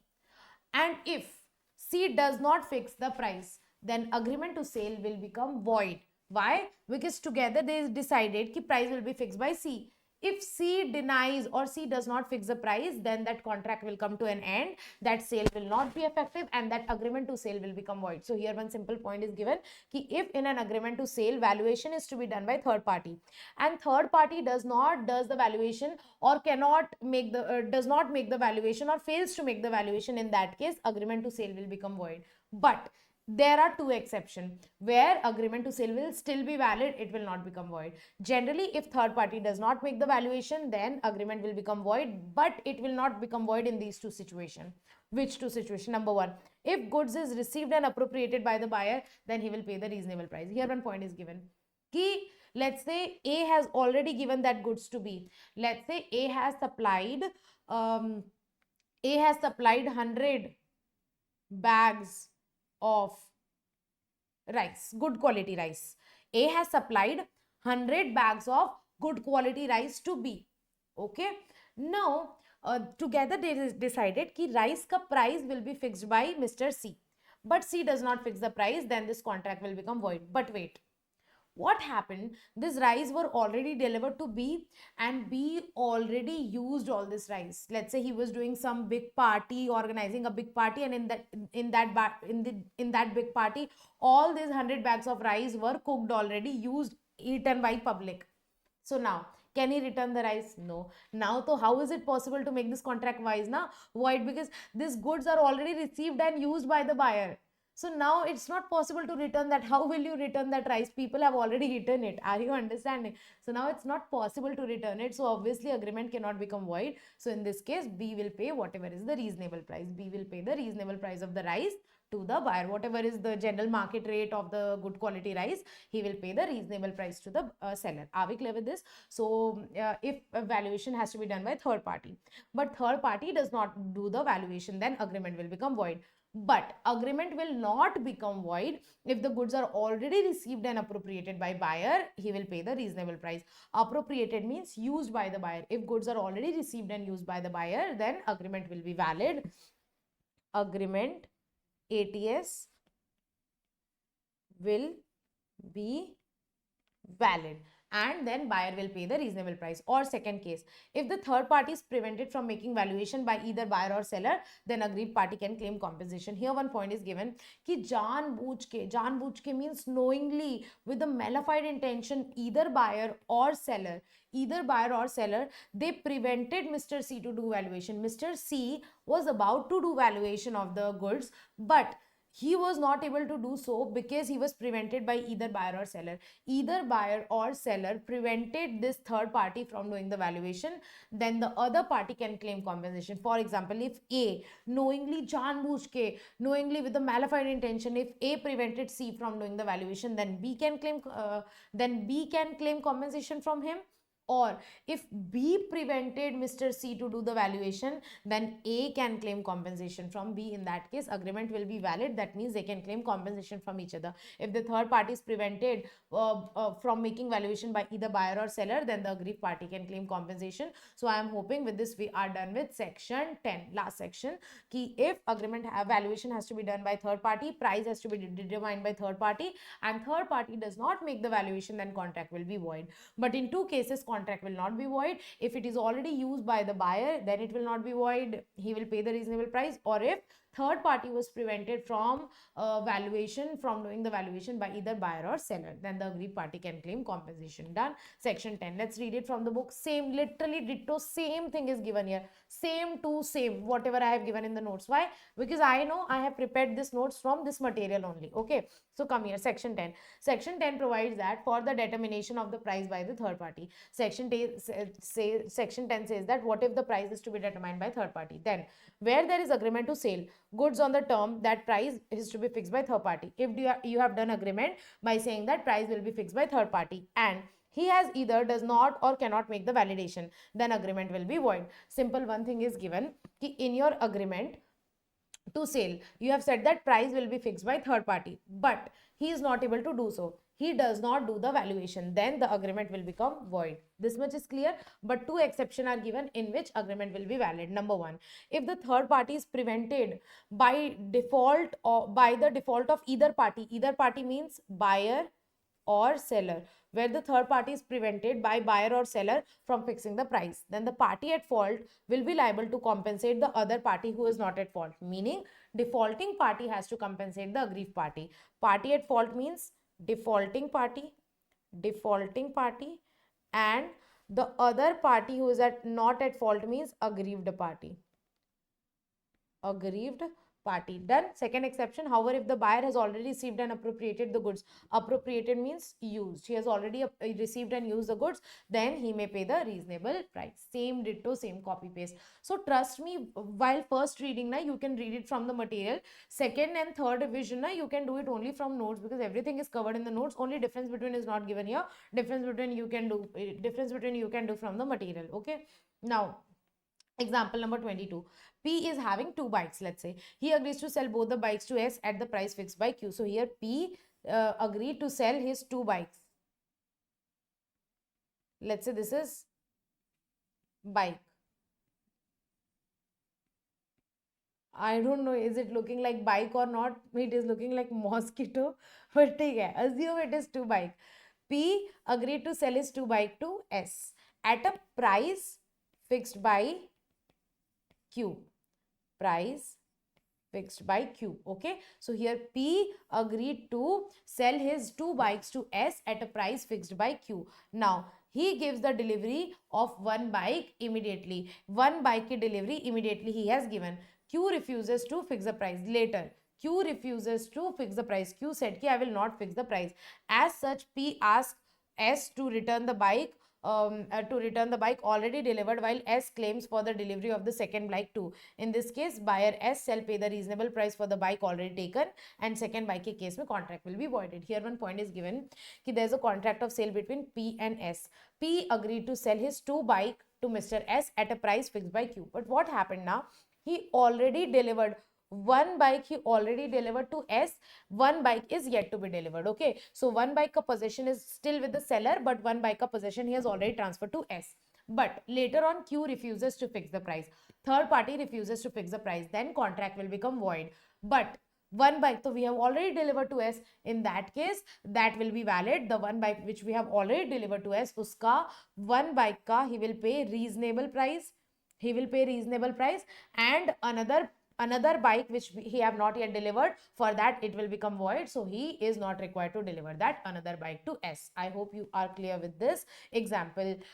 This example, you know what, sometimes na what ICSI does, this same example they will give as a question in your paper, only they will change the name. Let's say PQ co, they will make MNO. Are you understanding? So example, just understand why, because sometimes same example wala case law they give in your exam also. However, you don't need to learn this by heart, nahi karna hai, just understand the example. Okay, summary done. Now the last topic of this lesson, that is your section 6, 7, 8. Trust me, it's only this much. Book mein isko very lengthy way mein it is given, but 6, 7, 8 is only this much, only this much. Now listen very carefully. Last topic, last topic. Let's just get done with this. Section 6, 7, and 8. Subject matter of the contract of sale. Section 6 says that the subject matter of contract of sale means goods. In Sales of Goods Act, what is the subject matter of sale? Goods. So those goods can be existing also, future also, contingent also. First topic that we did was types of the goods. Sorry, goods can be three types: existing, future, contingent. So section 6 says that goods can be any goods can be existing also, goods can be future also, goods can be contingent also. Very easy, done. Come here, come to the material. Section 6, subject matter of the contract of sale, says that goods which form the subject matter of contract of sale may be either existing goods or that are owned, possessed by the seller, or it may be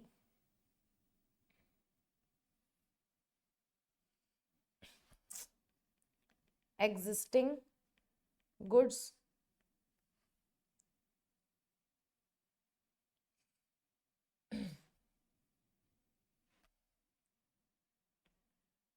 contingent goods and future goods. Simple. Existing goods, contingent goods, and future goods. So here what we are saying, that there may be a contract for sale of goods, the acquisition of which by the seller depends on contingency, that may or may not happen. Guys, we have already done this, repeated only. We have already we have already done what is contingent goods, meaning which might come, which might not come. Let's say my goods is coming through ship. Ship might come, ship might not come. So I am saying if ship will come, then I will sell you this 100 bales of cotton. So here it is contingent good, because ship might return or ship might not return. Ship might sink in the water. So for example, a contract for sale of certain cloth to be manufactured by a certain mill is a valid contract. Such contract is a contingent contract. I said ki if this mill will construct this cotton, this cloth, then only I will sell this cloth to you. So if they will construct this cloth, then only I will sell this cloth to you. It's a contingent contract. It's a contingent goods, where I'm saying ki goods, I don't know I will get or not. If they will construct the good, then I will sell it to you. If they will not construct, then I will not be able to sell it to you. So I don't know whether I will get the good or not, or it is contingent. It may happen, it may not happen. Or there may be contract of sale where seller purports to affect the present sale of the future goods. Future goods can also be sold.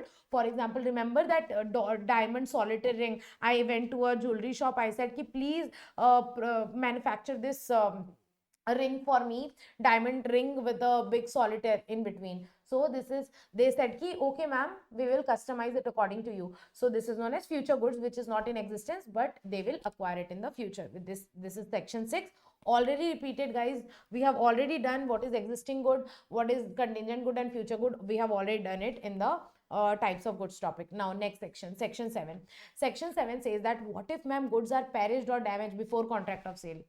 Before contract of sale, goods are perished. Let's say I have 100 kg tomatoes in my godown, and I did not know those tomatoes are already perished. Sad gaye, already perished. All tomatoes, they have become kasa now. Okay, all tomatoes are perished. I don't know. I entered into contract with you to sell the tomatoes. Is this contract valid? No. Why? Because the subject matter is not even in existence. This contract will be void ab initio. Guys, contract act ka knowledge. If goods are already damaged before the sale, then contract is void ab initio, because this is impossible. Remember that horse wala example I gave you in face to face class ki if I'm selling you horse, but horse already died, I don't remember that horse already died, I'm selling you that horse, is that contract valid? No, that contract is void ab initio. Void ab initio means void from the very beginning, because while entering into contract, that horse was not even alive, that horse was already dead. You cannot sell a dead horse. Okay, so if goods are already perished or damaged before the contract of sale, then your contract will be, your agreement will be void agreement, or void ab initio, or you can say void from the very beginning. Void from the very beginning. Easy. Next, let's read it from the book. Section 7. Section 7, and then last is section 8. Let's read it from the book. Come here. Where there is a contract for sale of specific goods. Specific goods means, let's say, this horse. Then the contract becomes void if the goods, without the knowledge of the seller at any time when the contract was made, already perished or become so damaged that they are no longer answer to their description. Here one point is given ki if goods are already perished or damaged, that they no longer answer to their description, means ki now they are perished or they are completely damaged, now they cannot be used, now they are not the same as their description. In that case, the contract will become void. The contract will become, the contract is void, the agreement is void ab initio. The agreement is void ab initio if while entering into contract the goods were already damaged or perished. For example, A agrees to sell B 50 kgs of wheat. A said ki I will sell you 50 kgs of wheat stored in the A's godown. A said my godown mein 50 kg of wheat is there, I will sell it to you. But due to waterlogging, those goods were already destroyed. Due to waterlogging की वजह से those weeds में ना some insects started crawling, and those weeds were already destroyed.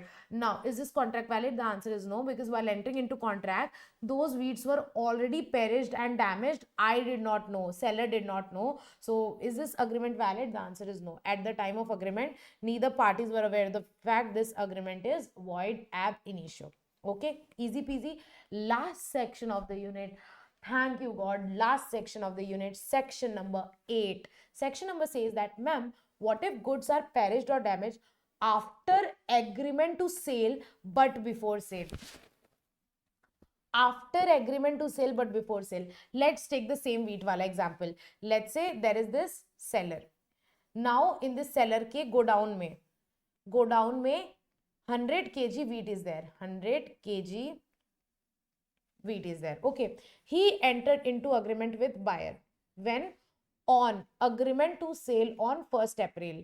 That next week, I will deliver you wheat. I will sell and deliver you 100 kg wheat on 5th April. Okay. On 5th April. Now, please understand. Listen very carefully. Agreement to sale is done today on 1st April. So 1st April ko when the seller was selling the wheat to buyer, he checked the wheat. He checked the wheat. He literally checked every bag and it was fresh. It was all okay.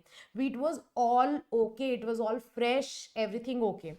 So when agreement to sale happened, that time good was proper perfect. But before sale, before 5th April, what happened on 4th April? Some water logging happened and this all wheat destroyed. Now what will happen? Which means that the goods are good when after agreement to sale, but before sale something happened that the goods got destroyed or perished. That means the goods got destroyed or perished after agreement to sale but before sale. After agreement to sale but before sale, then what will happen, ma'am? That is given in this case. If goods are perished or damaged after agreement to sale but before sale, then obviously now how will he sell good? In that case, goods, it will become a void contract. That means now that contract will be cancelled, null and void. How can he deliver the wheat which are already destroyed by insects? Which are already destroyed by insects. Are we clear with this? Same here, what is given ki if goods are okay while entering into agreement to sale, but before sale it become perished, then also it will become void. But ma'am, if in case of perishing or destruction of future goods, in case perishing or destruction of future goods, which is known as supervening impossibility, it will become void contract. For example, let's say I don't have wheat as of now. I said to you ki I will purchase 100 kg wheat and I will supply it to you. So I don't have 100 kg wheat as of now with me. I am the seller. Seller does not have goods with him. So he said ki he will acquire goods and he will sell it to you. This is known as future goods. Now let's say future goods are also destroyed. Future goods, I purchased wheat, but then I found out ki those are also destroyed. So if future goods are destroyed, then it becomes impossible to sell those goods. Then again it will become a void contract. So basically in all the three cases, even if the goods are perished before the contract of sale, or goods perished after agreement to sale but before sale, or even if goods are perished in future goods are perished, in all the cases your agreement will become void. Your agreement will become void. Now come here, section number 8. Section number 8 says that where there is agreement to sale of specific good, if there is agreement to sale and subsequently goods without the fault of the seller or the buyer perish or become so damaged that it no longer answer to their description. So here one point is given ki where there is agreement to sale, we are doing agreement to sale, and subsequently means later on, after some time, the goods without the fault of seller or buyer, without the fault of seller or buyer means we have not done anything, it's not our fault, it's not the fault of seller or the buyer. The goods perish or become damaged. What happened to goods? Goods become perished or damaged, that they no longer answer to the description. That they no longer answer to the description means that they no longer are same, they no longer can serve the purpose, they no longer can be used the same way. In that case, the agreement becomes void. The agreement is thereby avoided and becomes a void, but before the risk passes to buyer. That means before sale. Before risk passes to buyer means before sale. Lastly, what if in case there is a perishing of future goods? If future goods are specific, then the description of future goods will also make the contract void. If the future goods are also destroyed, then also contract will be void. For example, one example is given. A agrees to sell B 100 tons of tomatoes grown on his land next year. What is given?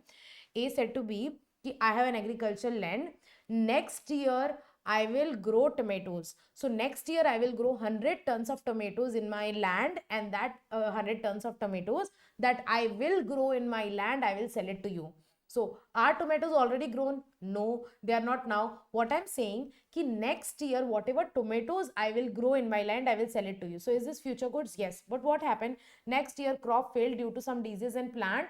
A could deliver only 80 tons of tomatoes. So it was held that he was not liable for the performance because it became supervening impossible. So contract will become void. So here one point is given, guys.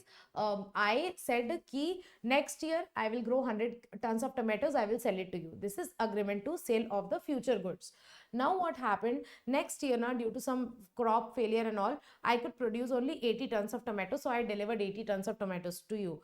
20 tons of tomatoes that I could not deliver. That is supervening impossibility because future goods are destroyed. So in that case, is it possible to deliver you that 20 tons of tomatoes? No. For that 20 tons of tomatoes, your contract will become void. Are we clear with this? And with this, we are done with your unit number 1 very nicely, very beautifully, guys.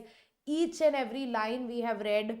If any line we have not read, then that is repeated or not important. So each and every line, underlining, highlighting we have done. I am assuming you have done these kind of highlighting along with me, only of the important keywords. Please do this while watching the lecture in Sales of Goods Act Negotiable Instrument. Keep highlighter with you, keep pencil with you, keep on underlining and keep on highlighting whatever we will study in the class. Except for example for you don't need to underline and highlight again and again, okay? So with this, we are done with unit 1. I'm hoping that this whole unit is clear to you. In case of any doubt, please telegram me. How you can telegram me? @CS Ishika Agrawal. You can find me in telegram @CS Ishika AGRAWAL.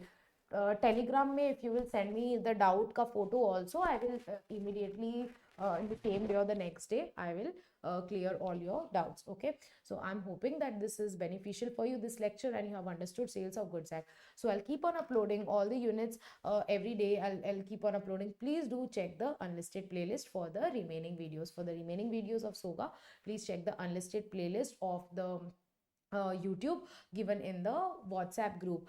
In case of any doubt regarding the lectures, videos, how to access notes, how to open notes, how to access lecture, guys, you can telegram me in this ID at the rate CS Ishika Agrawal. If you want have if you have any doubt in the Contract Act, Companies Act, LLP Act, whatever we have studied in the class, please, for anything regarding law, for any query regarding law, please telegram me in this ID at the rate CS Ishika Agrawal. Okay, so with this, I'm ending this lecture. See you in the next lecture. Keep learning, keep growing, keep preparing well. Take care. Bye bye.